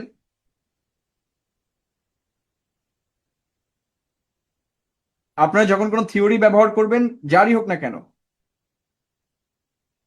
না আমি আপনাকে অনুরোধ করবো আপনি কোনো কিছুই ফ্রিতে দিবেন না যেটা আপনার মানে প্রফেশন। হ্যাঁ, প্রফেশনের বাইরে যেটা আছে সেটা আপনি করতে পারেন, সেটা আপনি এক্সপেরিমেন্ট হিসেবে করতে পারেন। কিন্তু আপনাদের প্রত্যেকেরই এটা জানা দরকার, কারণ না হলে আপনি জীবনে কখনোই ভ্যালু পাবেন না, সারা জীবন দুঃখ, কষ্ট, এগুলো আপনার কাজ করবে। সো এটা মনে রাখবেন যে আপনি যেটা জানেন, ধরেন আপনি ইংলিশে পড়েছেন, তো পড়েছেন কেন ভাই? আপনি ইংলিশ টিচার হবেন এই জন্যই পড়েছেন, তো আপনার ভ্যালু না এটা? আপনি রিক্সা চালান, ওটারও ভ্যালু আছে। So never do it. এটা আমাকে এক গুরু শেখাইছিল, তারপর থেকে আমি ভালো হয়ে গেছি। আগে আমি অনেক এগুলো করতাম। এই যে বলছে ভাই আপনাকে ভোট দিয়েছিলাম ফ্রি পড়ানোর জন্য, এখন টাকা দিয়ে পড়বেন, সমস্যা নাই। এটাই বিনোদন। Average income differs by race and gender.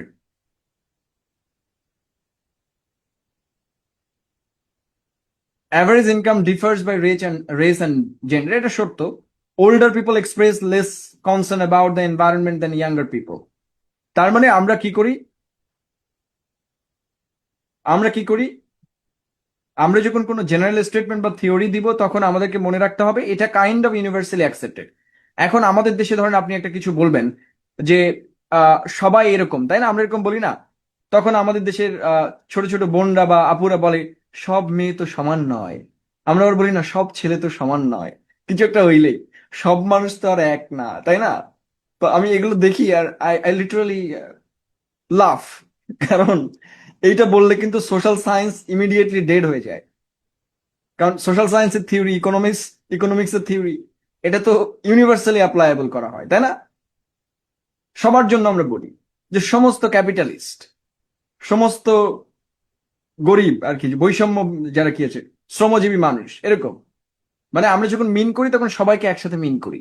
তো আপনি যদি বলেন সবাই তো আর এক না, তাহলে সমস্ত সোশ্যাল সায়েন্সের থিওরি কিন্তু ফেলে দিতে হবে, সাইকোলজি কাজ করবে না। ইভেন আপনার প্রত্যেক মানুষের জন্য আলাদা করে ভ্যাকসিন আবিষ্কার করতে হবে। বোঝা গেছে? তার মানে থিওরির ক্ষেত্রে কিন্তু ধরে নেওয়া হয় যে প্রত্যেকেই একটা বেসিক স্ট্রাকচারে সেম। হ্যাঁ, এটাকে বেস স্ট্রাকচার বলে। তো হিউম্যান বিং বেসিক জায়গা থেকে সেম, কারণ উই আর অ্যানিমাল। শুধু আমাদের অভিনয়টা ভিন্ন। হ্যাঁ, এই অভিনয় ভিন্ন যার হবে সেটাকে আমরা বলি পার্সোনালিটি। তাহলে মনে রাখতে হবে পৃথিবীর সব থিওরি কিন্তু সবার জন্যই আসলে তৈরি করা হয়েছে। এই জন্য থিওরিকে ইউনিভার্সালি অ্যাকসেপ্টেড মনে করা হয়। আর ইউ ক্লিয়ার? সো এরকম বলা যাবে না যে প্রত্যেকেই, মানে সব মানুষ এক না, বেসিক লেভেলে সব মানুষ সেম। কিন্তু আমাদের আসলে আমরা সামাজিক নানা কারণে আমাদের বিহেভিয়ার চেঞ্জ হয়, আমরা অন্যরকম বিহেভ করি। এটাকে আমরা বলি পার্সোনালিটি। পার্সোনালিটি মানে মুখোশ আর কি। হ্যাঁ, মুখোশ তো বোঝেনি, এক এক সময় এক এক অভিনয় করা। সো এটা আমার করতে হচ্ছে। বাস বেস লেভেলে আমরা সবাই একজন একজনকে হিংসা করি। আমরা সপ্ত রিপু যেটা বলি ওটা সবারই রয়েছে। যে যতটা মিনিমাইজ করতে পারে সে তত বেশি মানুষ হয়ে ওঠে আর কি। সো দেখেন, according to Thomas Piketty, inequality grows over time in capitalist economies. এবার আর একটা কথা বলি, যখন আপনি কারোর কোটেশন ব্যবহার করবেন, কোটেশন বলতে কি, quotation in your own language. I mean ধরেন রবীন্দ্রনাথ একটা কথা বলেছে, তার বইয়ে হুবহু বলেছে। এখন আমাদের কি সবসময় মাথায় হুবহু কথাটা থাকে নাকি? ধরেন এত বড় একটা পুরা, আমরা একটা বই পড়েছি রবীন্দ্রনাথের, ধরেন গোরা পড়েছি, বা একটা, রবীন্দ্রনাথ অনেক বড় বড় ইংরেজি বই লিখেছেন, তার মধ্যে ন্যাশনালিজম নিয়ে একটা ভালো বই আছে তার, হোম অ্যান্ড ওয়ার্ল্ড। সো নানা বই আছে ইংরেজিতে। তো ধরেন একটা পুরা বই পড়ে আমাদের একটা ফিলিংস হবে যে রবীন্দ্রনাথ এটা বুঝাতে চাইছেন। ওকে, এখন আমরা যখন কথাটা বলছি তখন আমরা কার কথা বলছি? রবীন্দ্রনাথের কথা কিন্তু আমার ভাষায়। এটা মনে রাখতে হবে, কার কথা? রবি রবি ঠাকুরের কথা বা অন্য কারোর কথা, কিন্তু আমার ভাষায়। পুরা বইয়ে মার্কস কি বলছে এটা আমি এক লাইনে বললাম। হ্যাঁ, এক লাইনে বলা। তো এই এক লাইনে বলার সময় এটাকে অবশ্যই প্রেজেন্ট সিম্পল টেন্সে লিখতে হবে, কারণ আপনি ধরে নিয়েছেন যে দিস ইজ ইউনিভার্সাল, মানে it is for all over the world. Okay, so inequality grows over time in capitalist economies, মানে যত দিন যায় তত ইনইকুয়ালিটিস বেড়ে যায়।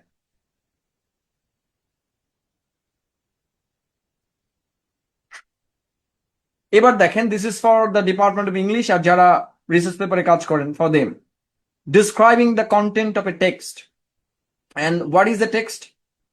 আমরা যাই পড়ি সবই টেক্সট, এটা মনে রাখবেন। আপনি যে প্রেমপত্র পড়েন ওটাও টেক্সট, ফোনে যেটা পড়েন টেক্সট, আপনার সামনে যা যা আছে সবই টেক্সট। সো টেক্সট বলতে এখানে বইকে বোঝানো হচ্ছে, বা রিসার্চ পেপারের কথা। হ্যাঁ, ব্রড কোশ্চেনের আনসার আপনার প্রেজেন্ট সিম্পলি লিখতে হবে if you are talking about the text. Okay, so দেখেন, things that happen within the space of a text should be treated similarly to facts and generalization. খুব ভালো করে বুঝতে হবে। থিংস দ্যাট হ্যাপেন, আপনারা ভিডিওটা 2-3 বার করে দেখবেন, ঠিক আছে? রিক্যাপ দিতে গেলে এক একটা ক্লাস 8 ঘন্টা নিতে হবে। ইউ নো, এই শীট 40 পাতার। So things that happen within the space of a text should be treated similarly to facts and generalization. বলা হচ্ছে যে কোনো বইয়ের ভেতরে, কোনো নাটকের ভেতরে, কোনো সিনেমার ভেতরে যা ঘটে উইদিন দ্য স্পেস, এখানে টেক্সট বলতে সিনেমা বোঝানো হয়, anything, space of A cinema, space of a text, মানে স্পেস অফ এনিথিং, মানে ওই সময়টার ভেতরে যা যা কিছু ঘটে ওটাকে বাস্তব অর্থে ধরে নেওয়া হয়। দেখেন, আমরা যখন সিনেমা দেখতে যাই আমরা কি জানি না এটা বানোয়াট? এই সিনেমা যে বানানো এটা কি আমরা জানি না যে every shot has been taken meticulously? But আমরা যখন সিনেমা দেখি তখন আমরা সিনেমার সাথে সাথে আমাদের সমস্ত অনুভূতি আন্দোলিত হয়। আই মিন আমার সমস্ত অনুভূতি তার সাথে কানেক্ট করে। আমি ওই মুহূর্তে সিনেমার ভেতরে ঢুকে যাই যেন এটা বাস্তব। এই জন্য প্রত্যেকটা বই আমরা যখন পড়ি তখন বইটা ভিজিবল হয়ে ওঠে, বাস্তব হয়ে ওঠে। সো ওটাকে ফ্যাক্ট হিসেবে ধরে নিতে হবে যে ওই বইয়ের ভেতরে ওইটা ফ্যাক্ট, ওই বইয়ের ভেতরে নায়ক সম্পর্কে যা বলা হয়েছে ওইটাই বাস্তব, ওটাই সত্য। ঠিক আছে? তাহলে একটা বইয়ের ভেতরে যা যা থাকবে ওই বইয়ের সাপেক্ষে ওইগুলো সব সত্য, তাই না? Are you clear? একটা বইয়ের নায়কের সম্পর্কে যা বলা হয়েছে ওর বাইরে তো আমরা কিছু করতে পারবো না। সো অ্যাকর্ডিং টু দ্যাট বুক ওই নায়কটা হচ্ছে ভিজিবল, ওই নায়কটাই সত্য, ওই নায়কটাই সবকিছু। এই জন্য আপনি যখন কোনো বইয়ের ঘটনা বর্ণনা করবেন in English, whether you are in the department of English, আপনি যদি কোনো একটা নাটকের কোনো সামারি লেখেন, write in present simple tense, যদিও বইটা পাস্ট সিম্পল টেন্সে লেখা হয়েছে, কারণ আপনি এটা ধরে নিয়েছেন যে আপনি বইটাকে সত্য বলে ধরছেন। সো দেখেন, তাহলে ফাঁসির মঞ্চে দাঁড়ান কবি, এসে দাঁড়ান কবি, নট দাঁড়ালেন। যদি আপনি এটা বইয়ের পাতায় লেখেন, মানে বইয়ের লেখা থাকলে এসে দাঁড়ালেন লিখেছে কোনো অসুবিধা নাই। বাট আপনি যখন এটা পরীক্ষার খাতায় লিখবেন, কোন অর্থে, যখন ঘটনাটাকে সামারাইজ করবেন, আপনারা জানেন যে যারা ডিপার্টমেন্টে পড়েন ইংলিশে বা বাংলায়, তারা মূল ঘটনার সামারাইজটা লিখেছেন যে এই ঘটনা ঘটেছিল, এরপরে নায়ক এই ডিসিশন নিল, যার কারণে তার এই উক্তি। বুঝে গেছে? আমরা লিখি না এরকম যে পুরো ঘটনার একটা ছোট বয়ান আগে দিয়ে দেই যে এই কারণে এই হয়েছে। তো এই বয়ানটা যখন দিবেন তখন প্রেজেন্ট সিম্পল টেন্সে দিবেন। Okay, this applies to fictional narratives in books. কি বলেছি? বইয়ের যে ফিকশনাল ন্যারেটিভ থাকে, অর্থাৎ বানোয়াট ঘটনা থাকে,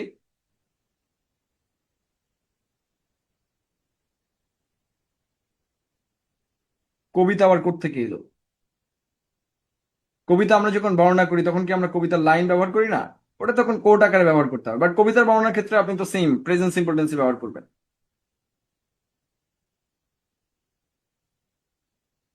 আর ইউ ক্লিয়ার? এসব সেইড মেইড জিনিস, এগুলো ফর্মাল ইংরেজিতে চলে না ভাই। সেইড হচ্ছে বাচ্চাদের জন্য, অমুক বলেছেন, তমুক বলেছেন, এগুলো হতে চলে না। আমরা এখন লিখি যে অমুকের মতে, হ্যাঁ, আর্গিউজ, দ্যাটস ইট। আস্তে আস্তে বিষয়গুলো বুঝতে পারবেন। আমরা আপাতত যেখানে আছে এখানে থাকি। Use the present simple to describe the events or action that are your main focus. এবার ভালো করে বুঝবেন। When you are talking about any fictional narratives in books, films and plays, plays বলতে এখানে ড্রামার কথা বলছে, নাটকের কথা বোঝানো হয়েছে। হ্যাঁ, ইন্ডিয়ান সিরিয়ালের কথা বোঝানো হয় না কিন্তু। কি বলেছি? সিরিয়ালের কথা বোঝানো হয় না। প্লেজ ইট মিনস হুমায়ুন আহমেদের নাটক। অ্যাকর্ডিং টু অমুক। হুম, এগুলো নানা স্টাইল আছে, আপনারা আস্তে আস্তে বুঝে ফেলবেন। এটা আমরা আলাদা করে পড়বো, হ্যাঁ, যে হাউ টু কোড সামান, এবং এগুলো করার অনেক পদ্ধতি আছে। আর যারা এখানে অনেক রিসার্চ করছেন তারা জানে এটার খুব সুন্দর সুন্দর পদ্ধতি আছে। Use the present simple to describe the events or action that are your main focus. ভালো করে বুঝেন। ধরেন আপনি হচ্ছে যে your talking about a cinema, a book, a novel. So আপনি সেখানে কয়েকটা ঘটনা আপনি বর্ণনা করবেন যে এরকম এরকম ছিল। তো যেটা আপনার মেইন ফোকাসে থাকবে সেটাকে আপনি প্রেজেন্ট সিম্পলে লিখবেন। And other tenses can be used to mark different times within the text itself. So আপনি যদি টেক্সটের ভিতরে ডিফারেন্ট সময়ের কথা চিন্তা করেন, মানে সময় বুঝান, ডিফারেন্ট টাইমটা তো বুঝেন। When I am mentioning about my childhood, this is a different time. So আমি যখন চাইল্ডহুড কথাটা লিখবো, already I am separating my present with the past, তাই না? আমি দুইটা সময় ক্রিয়েট করছি। আমি যখন চাইল্ডহুড কথাটা মেনশন করছি তখনই আমার বর্তমানের সাথে একটা অতীতের রিলেশন তৈরি হচ্ছে, তাই না? সো চাইল্ডহুডের কথাগুলো অবশ্যই আমাকে পাস্ট টেন্সে বলতে হবে। কিন্তু যদি আমি ক্রিয়েট না করি, আমি শুধু এখনকার কথাই বলি, তাহলে আমি সবসময় প্রেজেন্ট সিম্পল টেন্স ব্যবহার করবো। দেখেন, in the first novel, Harry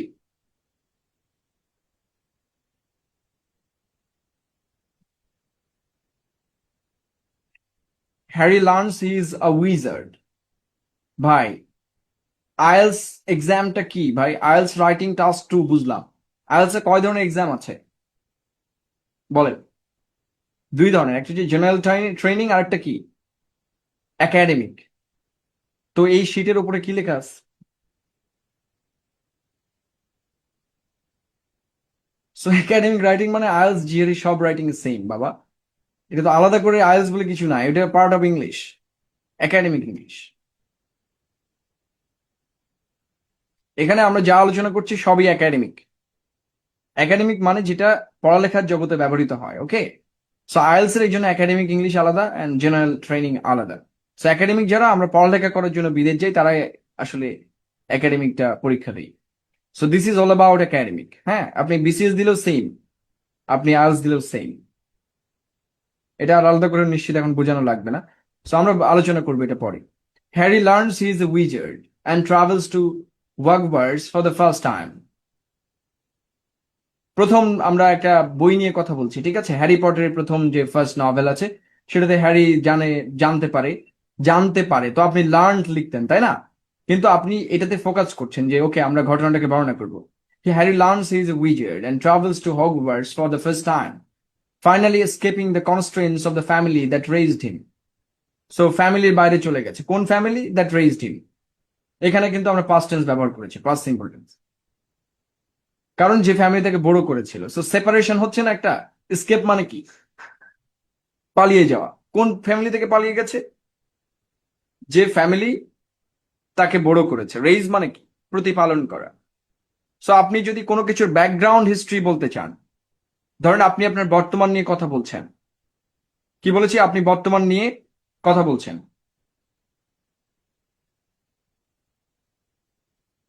আপনি বর্তমান নিয়ে যখন কথা বলছেন তখন আপনি ব্যাকগ্রাউন্ড হিস্ট্রি বর্ণনা করতে গেলে আপনাকে পাস্ট সিম্পল টেন্সে সুইচ করা যাবে। অনেক জায়গায় লেখা আছে যে টেন্স সুইচ করা যায় না, কিন্তু রাইটিং এ টেন্স সুইচ করা যায়। Whenever you are talking about your background, use past simple tense.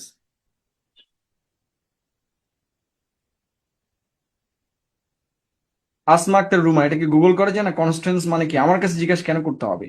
আপনার তো স্টুডেন্ট হওয়ারই বয়স হয় নাই। আপনি কে ভর্তি নিছে এই কোর্সে?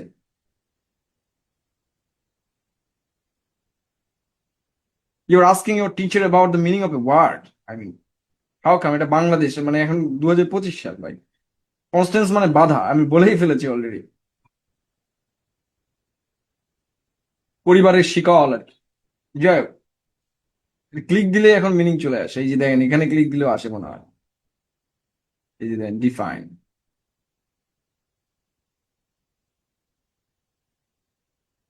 ক্লিক দিলে মিনিং আসে। যাই হোক, পৃথিবী অনেক আগায় গেছে।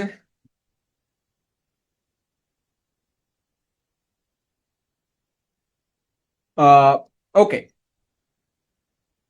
when discussing and analyzing non-fiction,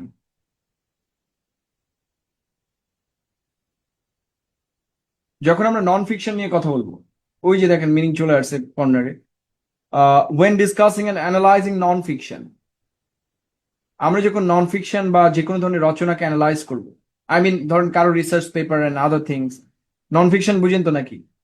otherwise you don't have any idea about non fiction. Non fiction কি? যেগুলোতে কোনো গল্প নেই, ঠিক আছে, সরাসরি ঘটনা আছে।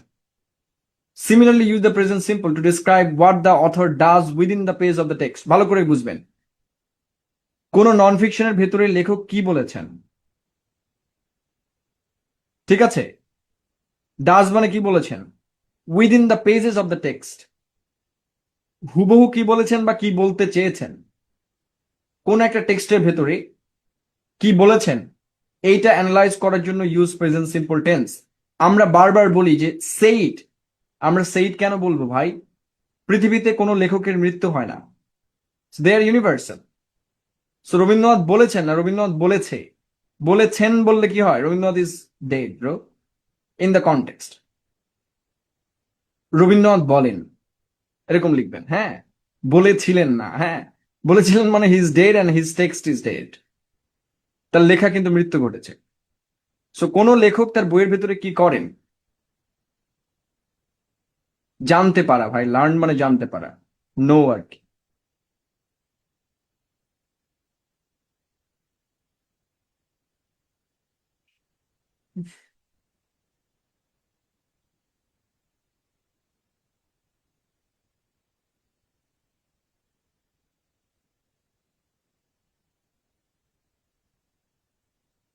In the history of sexuality, আবার নাম শুনে কেউ লাভ দিয়েন না।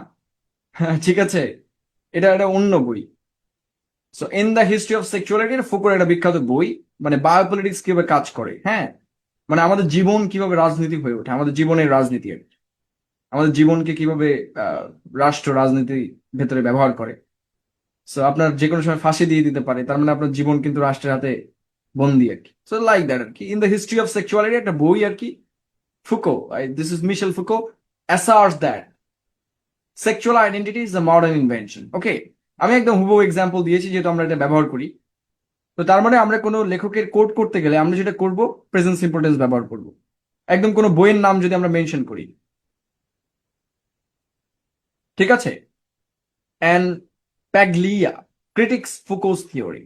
সো আমরা কোনো বই নিয়ে যদি আলাপ করি, কোনো বইয়ে লেখক কি বলেছেন, তাহলে আমরা ইংরেজিতে সাধারণত প্রেজেন্ট সিম্পল টেন্স ব্যবহার করি, ঠিক আছে? এবং সেইড কথাটা ব্যবহার করে বাংলাদেশিরা, মানে যারা ইন্ডিয়ান ইংলিশ ব্যবহার করে, তারা প্রচুর সেইড, হ্যান ত্যান ইত্যাদি ব্যবহার করে। বাট নেটিভ ইংলিশে সেইড মেইড এসব দেখবেন না। কোনো লেখক কি বলেছেন এরকম সেইড থাকে না। অ্যাসার্টস, ক্রিটিক্স, আর্গিউজ, এক্সপ্লেইন, ডেমনস্ট্রেটস, এই ধরনের শব্দ ব্যবহার করে তারা। সেইড গিয়েছে বাংলা ভাষা থেকে। আমরা যেহেতু প্রচুর বলেছিলেন, করেছিলেন এরকম ব্যবহার করি, তাই আমরা অনুবাদ করে বাংলা বাংলা থেকে ইংরেজি বানিয়েছি আর কি। অমুক সেইড, কমা কোটেশন শুরু নাকি? These rules also applies when you are describing what you do in your own text. So আপনি আপনার নিজের লেখার ভেতরে কি করেন সেটাও মেনশন করতে গেলে আপনি প্রেজেন্ট সিম্পল টেন্স ব্যবহার করতে পারেন। এটা আবার খুব গুরুত্বপূর্ণ। আপনারা যখন রিসার্চ পেপার লেখেন বা কোনো একটা অ্যাসাইনমেন্ট লেখেন, আপনার পূর্ববর্তী কাজকে আপনি যদি মেনশন করতে চান, তাহলে আপনি প্রেজেন্ট সিম্পল টেন্স ব্যবহার করতে পারেন।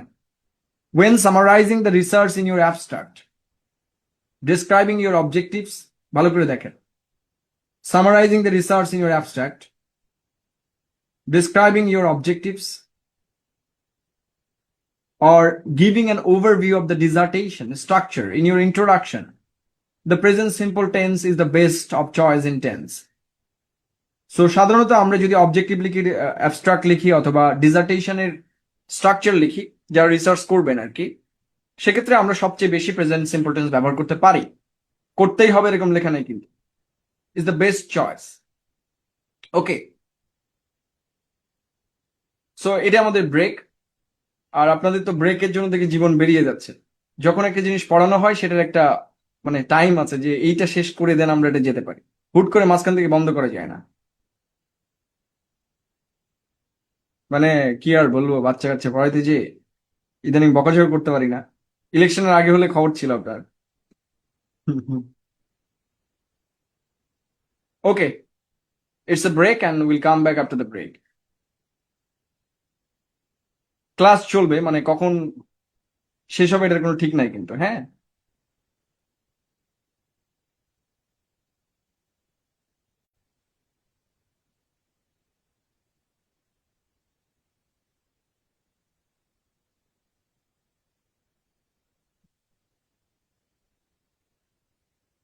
না, আমরা নেক্সট রাইটিং ব্যাচের ফি আমরা 5,000 টাকা করেছি। সো আরো স্টুডেন্ট কমে যাবে, আমরা স্টুডেন্ট কমানোর চেষ্টা করছি। আস্তে আস্তে আমরা পরীক্ষা নিয়ে ভর্তি নিব ওর থেকে, এটা আমাদের চালু করেছি, যাতে আমাদের অসুবিধা না হয়।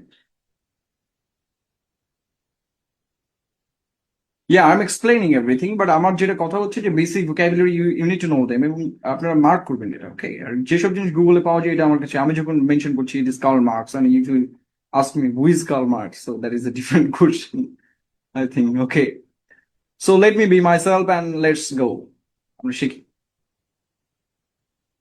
সো আমি এই সেম জিনিসটাকে আবার এখানে আমরা আহ, করেছি, ফাংশন করে দিয়েছি। একই জিনিস আমরা দুবার মেনশন করেছি, ওকে? So this is called narrative present. To describe the events or a plot of a literary work, মানে আমরা সাহিত্যের কোনো প্লটকে যদি বুঝাতে চাই, আহ, এটাকে আমরা ন্যারেটিভ প্রেজেন্ট বলি। এটা কিন্তু আমরা পাস্ট সিম্পল টেন্সে ব্যবহার করতে পারি, হ্যাঁ। ভলিউম মনে হয় ঠিকই আছে, আই থিঙ্ক। এর চেয়ে বেশি তো আর যাওয়ার কথা না। ডু নট ইউজ ইউর কি ইয়ারফোন। ওকে, আমরা এটাকে ন্যারেটিভ প্রেজেন্ট বলি, ঠিক আছে? মানে একটা জিনিসকে যে একভাবেই লিখতে হবে এরকম ভাবে কোনো কথা নেই, আপনি নানাভাবে লিখতে পারেন। আহ, তার মানে আমি যে ন্যারেটিভ প্রেজেন্ট বলছি এভাবে লিখতে হবে না। অনেক গল্প আছে যেটা পাস্ট সিম্পল টেন্সে লেখা হয়েছে। আমি বলেছি বাংলা সাহিত্যের বেশিরভাগ গল্পই পাস্ট সিম্পল টেন্সে লেখা হয়, ইংরেজিতেও একসময় লেখা হয়েছে, বাট আস্তে আস্তে মানুষ একটু বেশি মডার্ন টডার্ন হইয়া সবই প্রেজেন্ট সিম্পল টেন্সে লেখে। এন্ড এটার দায় তো আর আমার না, সো আপনি দুইটাই করতে পারেন। মানে আপনি যদি পাস্ট সিম্পল টেন্সে লেখেন কোনো ভুল নাই, হ্যাঁ, লেখা যায় আর কি, কিছু জিনিস আমি বলেছি পসিবল আর কি।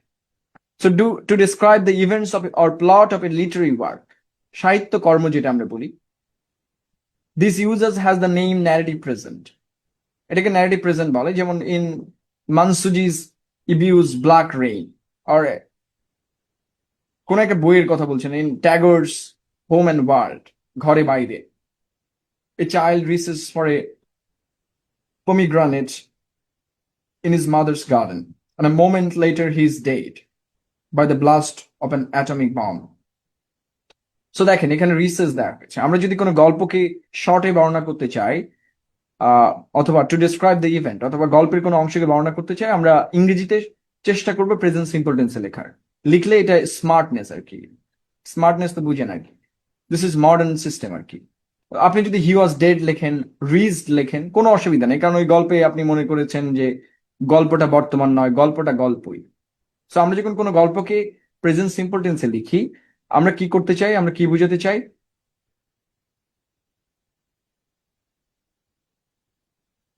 যে গল্পটাকে আমরা এখনো মনে করি যে এটা বাস্তবের সাথে relevant. Okay,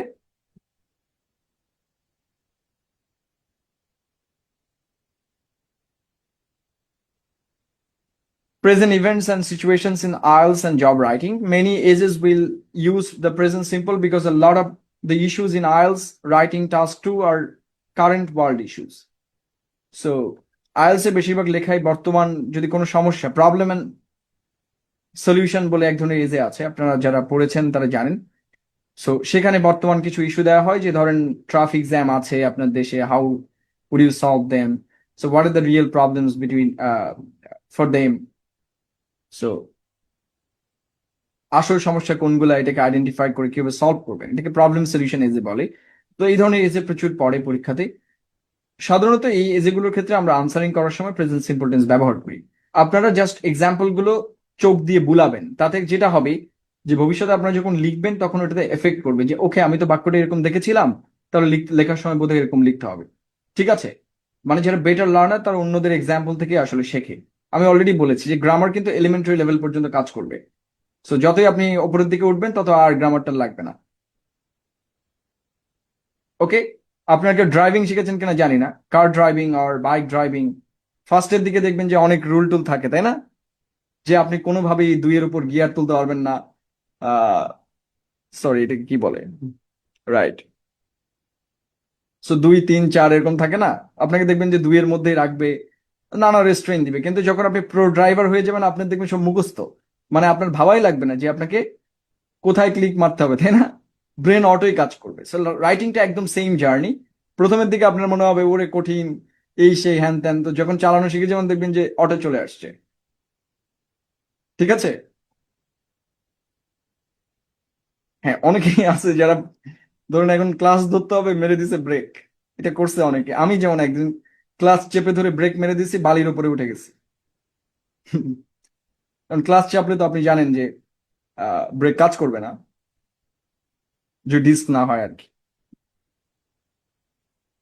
whatever. So this is the thing. So we use the present simple to talk about the present in general. আর বলে কংগ্রেচুলেশনস, মানে বুঝলাম না। অ্যাক্সিডেন্ট করছি এটা দেয় কংগ্রেচুলেশনস, এটা কি রকম কথাবার্তা? উই ইউজ দ্য প্রেজেন্ট, আমরা কি রেকর্ড করছি নাকি? ওকে, so we use the present simple to talk about the present in general, about things which are generally or always true. তাহলে যে সকল জিনিস আমরা ধরে নিই, একই জিনিস আসলে আমরা একটু আগে আলাপ করেছি, যেগুলো আমরা ধরে নিই যে এটা এরকমই, যেমন while some people believe that music and art are important subjects at school, others argue that main focus should be on science and technology. So আমরা ধরে নিয়েছি যে আসলে সায়েন্স অ্যান্ড মিউজিক, মিউজিক এবং আর্ট ইম্পর্টেন্ট সাবজেক্ট, এটা পুরো বিশ্বে আর কি চর্চা করা হয়, লোকজন মনে করে। So that is it. আমরা অলরেডি বলেছি আমরা যখন কোনো কিছু কোট করব, আমরা কোটেশনের সময় প্রেজেন্ট টেন্স ব্যবহার করার চেষ্টা করব, তাহলে এটা বেশি ভিজিবল মনে হবে, কারণ আমরা বলেছি যে তার মানে এইটা ওই কথাটা এখনো ভ্যালিড আর কি। অমুক বলেছিলেন মানে হচ্ছে যে ওই কথাটা এখনো ভ্যালিডিটি নাই, ওটা ওই সময় মারা গেছে লেখকের সাথে সাথে।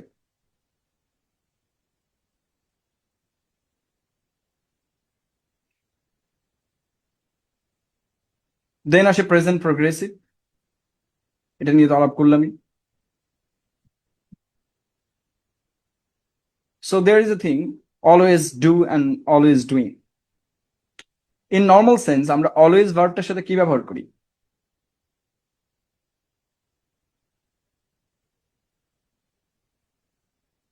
অলওয়েজ ভার্বের সাথে আমরা সাধারণত প্রেজেন্ট সিম্পল টেন্স ব্যবহার করি, এটা আমরা হ্যাবিচুয়েটেড ফ্যাক্ট, রাইট? মানে আমরা অলওয়েজ যখন ব্যবহার করি প্রেজেন্ট সিম্পল টেন্সই ব্যবহার করি। কিন্তু অলওয়েজের সাথে কন্টিনিউয়াস টেন্স ব্যবহার করা যায় কখন করা যায়? সেটা হচ্ছে যে কোনো কাজ যদি প্রয়োজনের চেয়ে বেশিবার ঘটে। ধরেন আমরা অনেকেই বাসার চাবি হারিয়ে ফেলি, অথবা অনেকে আছে যারা দেখবেন যে বাসায় আজকে আপনি মানি ব্যাগ রেখে আসছেন, নিচে নেমে দেখেন যে মানি ব্যাগ নিয়ে আসেন নাই। এবার মানি ব্যাগ এনে দেখেন যে আপনি চাবি নিয়ে আসেন নাই। এরকম ঘটনা ঘটে না? মানে একই দিন দেখবেন যে বারবার একটা সমস্যা হতেই আছে। তো আপনি মাসে অন্তত দুবার চাবি হারান, এটা নর্মাল একটা ব্যাপার। কিন্তু যদি মাসে অন্তত 15 বার চাবি হারান তাহলে এটা অ্যাবনর্মাল, রাইট? সো কোনো কিছু যদি অ্যাবনর্মাল ঘটে, মানে নর্মালের চেয়ে বেশি হয়, তাহলে আমরা অলওয়েজের সাথে কন্টিনিউয়াস টেন্স ব্যবহার করি। যেমন দেখেন, আই অলওয়েজ ডু সামথিং মানে I do it every time, মানে it's normal. I always go to work by car, this is very normal and usual. But I am always doing something means it is abnormal. So দেখেন, I do it too often or more often than normal, মানে this is abnormal. Too শব্দটার দিকে একটু খেয়াল করলে বোঝা যাবে। বা কোটেশন দুই রকমের আছে, একটা হচ্ছে নিজের ভাষায় বলা, আর একটা হচ্ছে যেটা আছে সেটা বলা। তো যেটা আছে সেটা বলার ক্ষেত্রে আমরা কোটেশন মার্ক ব্যবহার করি, রাইট? কোটেশন মার্ক যখন ব্যবহার করবেন তখন যদি যে কবি লিখেছেন ওই কবি ভুল গ্রামারেও লেখে,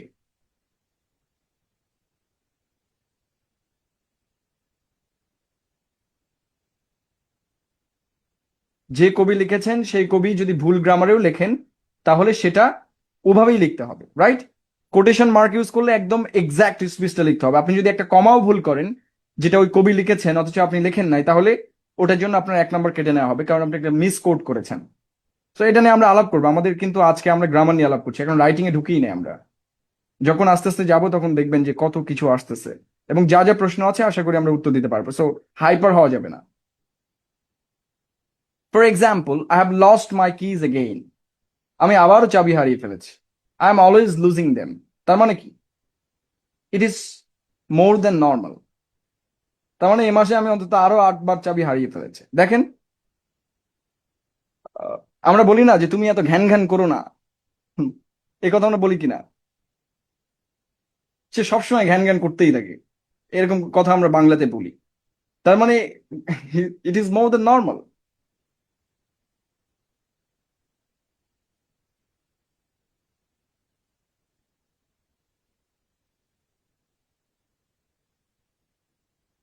আচ্ছা, মোর অ্যান্ড টু এর মধ্যে একটা ডিফারেন্স অবশ্যই আছে।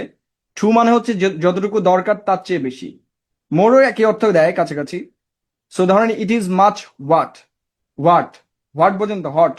ধরেন আপনি একটা কফি খাবেন, তো মাচ হোয়াট মানে হচ্ছে যে যতটুকু গরম দরকার কফিটার, মানে যেটা খেলে আপনার সুবিধা হয় অতটুকু গরম আছে, মাচ হোয়াট। কিন্তু আপনি যখন টু হট বলবেন তখন বোঝাবে যে যতটুকু গরম দরকার ছিল খাওয়ার জন্য তার চেয়ে বেশি। তার মানে টু মানে কি? প্রয়োজনের চেয়ে বেশি। আর ইউ ক্লিয়ার? আর মাছ মানে হচ্ছে যতটুকু প্রয়োজন ততটুকু আছে। সো মাছ থেকে আবার মোর হয়ে যায় যখন। হ্যাঁ হ্যাঁ, এটা নিয়ে ভিডিও আছে না, মনে হয় আছে। হ্যাঁ, right. So I lose them too often, মানে টু মানে প্রয়োজনের চেয়ে বেশি, অ্যান্ড মোর ওপেন বলতে সেম জিনিস বোঝানো হয়েছে। এক্স্যাক্টলি, এনাফ মানে যথেষ্ট পরিমাণ। এই তো তাসনিম আপু ঠিকই বলছে। সো এনাফ মানে যতটুকু দরকার ততটুকু আছে, আমার যথেষ্ট রয়েছে, মানে যতটা দরকার তার থেকে ওই সেটাই রয়েছে আর কি। এনাফ বলতে ওইটুকুই বোঝায় যে আমার যেটা দরকার সেটাই আছে। I have enough. So more often than normal, okay? So Paul is never satisfied, he is always complaining. তো দেখেন, হি অলওয়েজ কমপ্লেইনস মানে হচ্ছে সে নর্মালি কমপ্লেন করে, কিন্তু হি ইজ অলওয়েজ কমপ্লেনিং মানে হচ্ছে সে সবসময় ঘ্যান ঘ্যান করে, মানে দিনে অন্তত 50টা কমপ্লেন দেয়। আর clear? So when we are using continuous tense with always, এটার মানে হচ্ছে যে অ্যাবনর্মাল। অ্যান্ড এটাও আপনি এনকাউন্টার করবেন ইন একাডেমিক রাইটিং। আমি এগুলো কেন পরিচয় করিয়ে দিচ্ছি, কারণ এটা অ্যাডভান্স রাইটিং এ এগুলো খুব নর্মাল একটা ব্যাপার। ব্যবহার করলে আপনার মনে হবে এটা গ্রামাটিক্যালি ভুল, আসলে গ্রামাটিক্যালি ভুল না, এটা মিনিং আলাদা। বুঝতে পেরেছি? তো কোথাও টু মাচ যদি থাকে তার মানে প্রয়োজনের চেয়ে বেশি। তাহলে he is always complaining Bangla কি হবে? সুন্দর বাংলা আমি এটা বলে দিয়েছি, তাই না? সে সবসময় অভিযোগ করছে আমি আরেকটু ভালো বাংলা বলেছি, সে সবসময় ঘ্যান ঘ্যান করছে।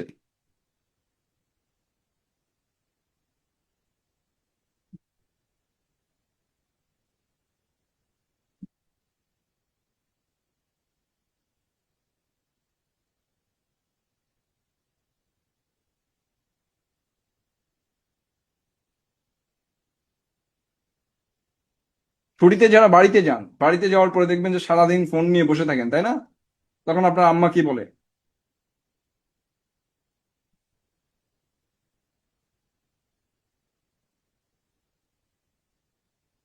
কি বলে বলেন?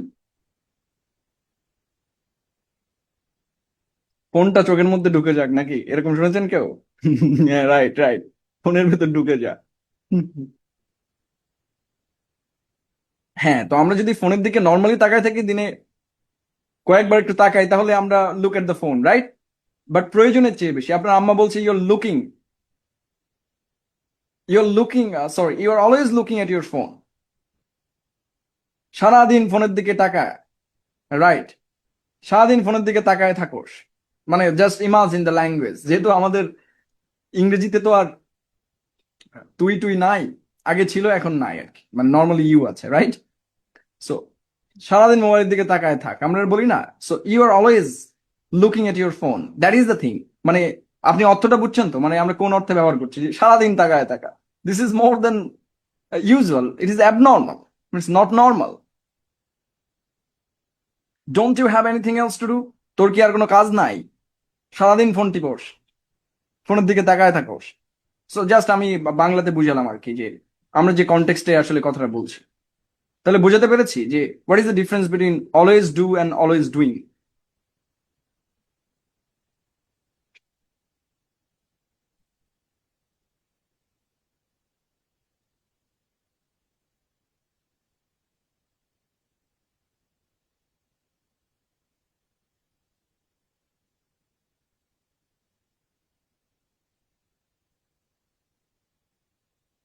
Then simple past tense, and we know the structure: subject plus verb past form, and extensions subject plus was were. এটা প্যাসিভ, আপনারা বারবারই বলছি প্যাসিভ ভয়েস স্ট্রাকচারটা মুখস্থ রাখবেন।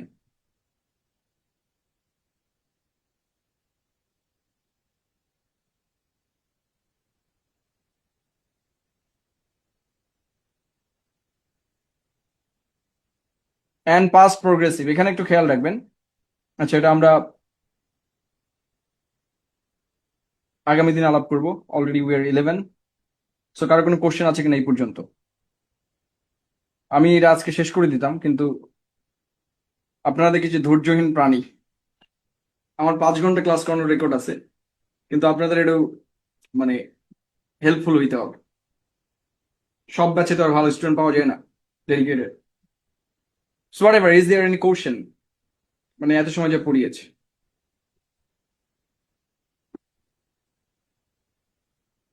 আচ্ছা, কনোটেশন জিনিসটা হচ্ছে যে একটা ভাষার দুইটা মিনিং থাকে। একটা হচ্ছে ডেনোটেশন, মানে যেটা ডিকশনারিতে থাকে, এবং তার বাইরে আর একটা মিনিং থাকে, যেটা আমরা ব্রেন দিয়ে চিন্তা দিয়ে আবিষ্কার করি। This this is connotation.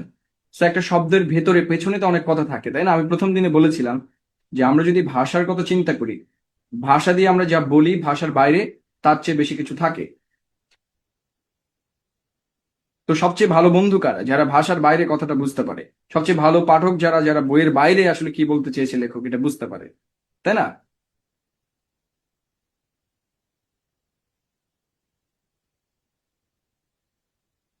ধরেন আপনার কোনো বন্ধু আপনাকে বললো যে আহ পকেটে টাকা পয়সা নাই, ঠিক আছে? তো তার মানে সে কি বোঝাতে চায়? আপনি কিছু ধারটা দেন, তাই না?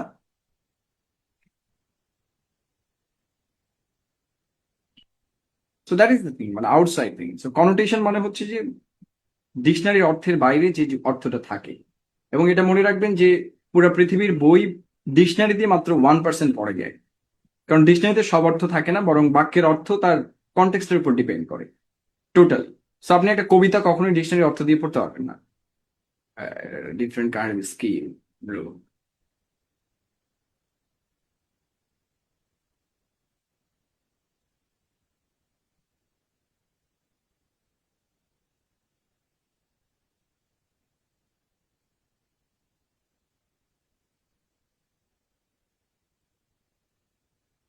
অলওয়েজ ডু দিয়ে তো বলেছি যে I always go to university by bike or on a bike. মানে সাধারণত যেটা করি আর কি, এটা বোঝানো হয়েছে নর্মালি। মানে এটা আনইউজুয়াল না, এটা নর্মালি আমি সেটা করি। নর্মালি আমি বলি না যে নর্মালি আমরা বাসে করে যাই, নর্মালি আমরা ইয়ে করি। তো আস্তে আস্তে হবে, আমরা আগামী দিনে আরো ক্লাস বাড়িয়ে দিব, অসুবিধা নাই। প্রথম দিকে আমাদের অনেকের অ্যাডজাস্টমেন্ট প্রবলেম হবে, কারণ this is a new situation, এবং আমি একটু ডিফারেন্ট ওয়েতে ক্লাস নেই, ডিফারেন্ট টাইপ অফ টিচারও বটে। আমার ম্যাম নিজেই বলে গেছে না যে I am the most strict teacher you have ever met in the classroom.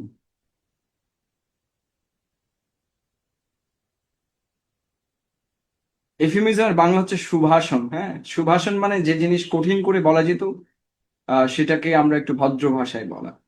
লোকটা অক্কা পেয়েছে, this is a kind of, কেমন ল্যাঙ্গুয়েজ না এটা?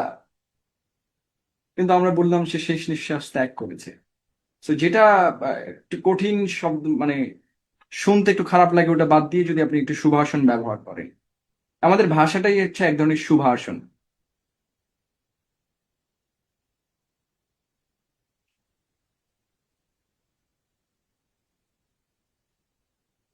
হ্যাঁ, so the use of being is still, আচ্ছা, বিং এর ব্যবহারটা আমরা কিভাবে করবো সেটা বলেছি। বিং বলতে আচরণের আকস্মিক পরিবর্তন বোঝায়। ধরেন আপনি সেলফিশ নন, মানে নর্মালি আপনি খুবই কাইন্ড এন্ড আপনি মানুষের সাথে মেশেন, কিন্তু দেখা গেল আপনার ওই বন্ধু আপনাকে নিয়ে কালকে একটা ফেসবুকে বাজে পোস্ট করছে, করার পরে পরীক্ষার হলে আপনার পাশে বসছে, বসার পরে পরীক্ষায় কিছু পারে না, তখন আবার আপনার দিকে তাকায় বলতেছে যে দোস্ত এটা একটু বলে দে, আপনি কি করবেন? আপনি কি করবেন বলে দিবেন?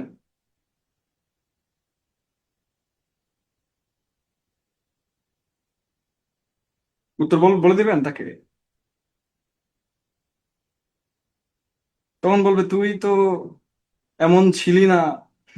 আমরা বলি না, তুমি তো এমন ছিলে না, কেন এমন করছো? সো দিস ইজ বিং, মানে ইউ আর ইউজিং বিং। তাহলে you are being selfish, but আপনি বাস্তবে সেলফিশ নন। হঠাৎ করে আপনি কোনো একটা কাজ করেছেন যেটা দেখে মনে হচ্ছে you being selfish. I think বুঝে পেরেছি।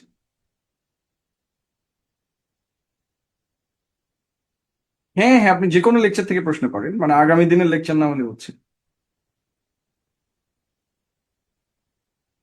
প্লিজ, আমরা মাইক্রোফোন ওপেন করে দিলাম, তবে সবাই 20 মিনিট পাবেন। 10 মিনিট সময় দিলাম যেহেতু 11টা বেঁচে গেছে। এবং আমাদের মূল ক্লাস কিন্তু এখন শুরু হয় না, আমি যেটা বললাম সেটা হচ্ছে যে আমাদের থার্ড এন্ড ফোর্থ ক্লাস থেকে মূলত একাডেমিক রাইটিং এর জার্নি শুরু হবে। হ্যাঁ, আপনার পিছনে হচ্ছে ডিজিটাল স্ক্রিন দেখা যাচ্ছে, এটা কি নিউ অ্যাড করছেন নাকি? হ্যাঁ, আহ, ভাইয়া আইএলটিএস একাডেমিকের ক্ষেত্রে কি যেগুলো হলো এগুলো কি ইউজ করা যাবে?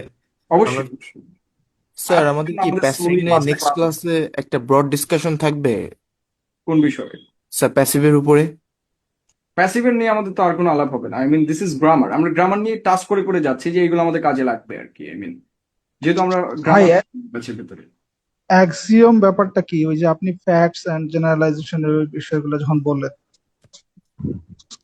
না, কারোর কথাকে যখন আপনি একেবারে মানে ইউনিভার্সাল জেনারেলাইজ করে ফেলবেন তখন ওটা এক্সিওমে রূপান্তরিত হয়। হ্যাঁ, ফ্রান্সিস বেকনের কোনো ডায়লগ যদি আপনি বলেন যেটা এখন আমরা তার নাম ছাড়া ব্যবহৃত হয়, তাহলে সেটাকে আমরা বলতে পারি এক্সিওম। ঠিক আছে। ভাইয়া ইউফেমিজমটা বেটার করার জন্য কোনো গাইডলাইন যদি দিতেন। এফিমিজম বেটার করার প্রচুর বই পড়া, এছাড়া কিছু না। এফিমিজমের সবচেয়ে ভালো বাংলা হচ্ছে সুশীলতা। ঠিক আছে, বাংলাদেশে অবশ্যই সেটা গালি হিসেবে ব্যবহার করা হয়। আহ, भाई ऐसे तो भाई যদি অ্যাডভান্স ওয়ার্ড দেখি তখন ভাই হোয়াইট চয়েস ভুলে চ্যাট জিপিটি দিলে what? ভাই এসে যখন লিখি না একাডেমি তখন ভাই যখন অ্যাডভান্স ওয়ার্ড ইউজ করার চেষ্টা করি সিনোনিম হিসাবে তখন ভাই হোয়াইট চয়েস ভুলে কিছুই বুঝলাম না। আজকের পড়ার সাথে কোনো কোশ্চেন আছে কিনা? আপনারা আজকের পড়া নিয়ে কোশ্চেন করবেন, আজকে বা গতকাল যেটা পড়িয়েছি আর কি। ভাইয়া হ্যালো, আসসালামু আলাইকুম ভাইয়া। ভাইয়া আমি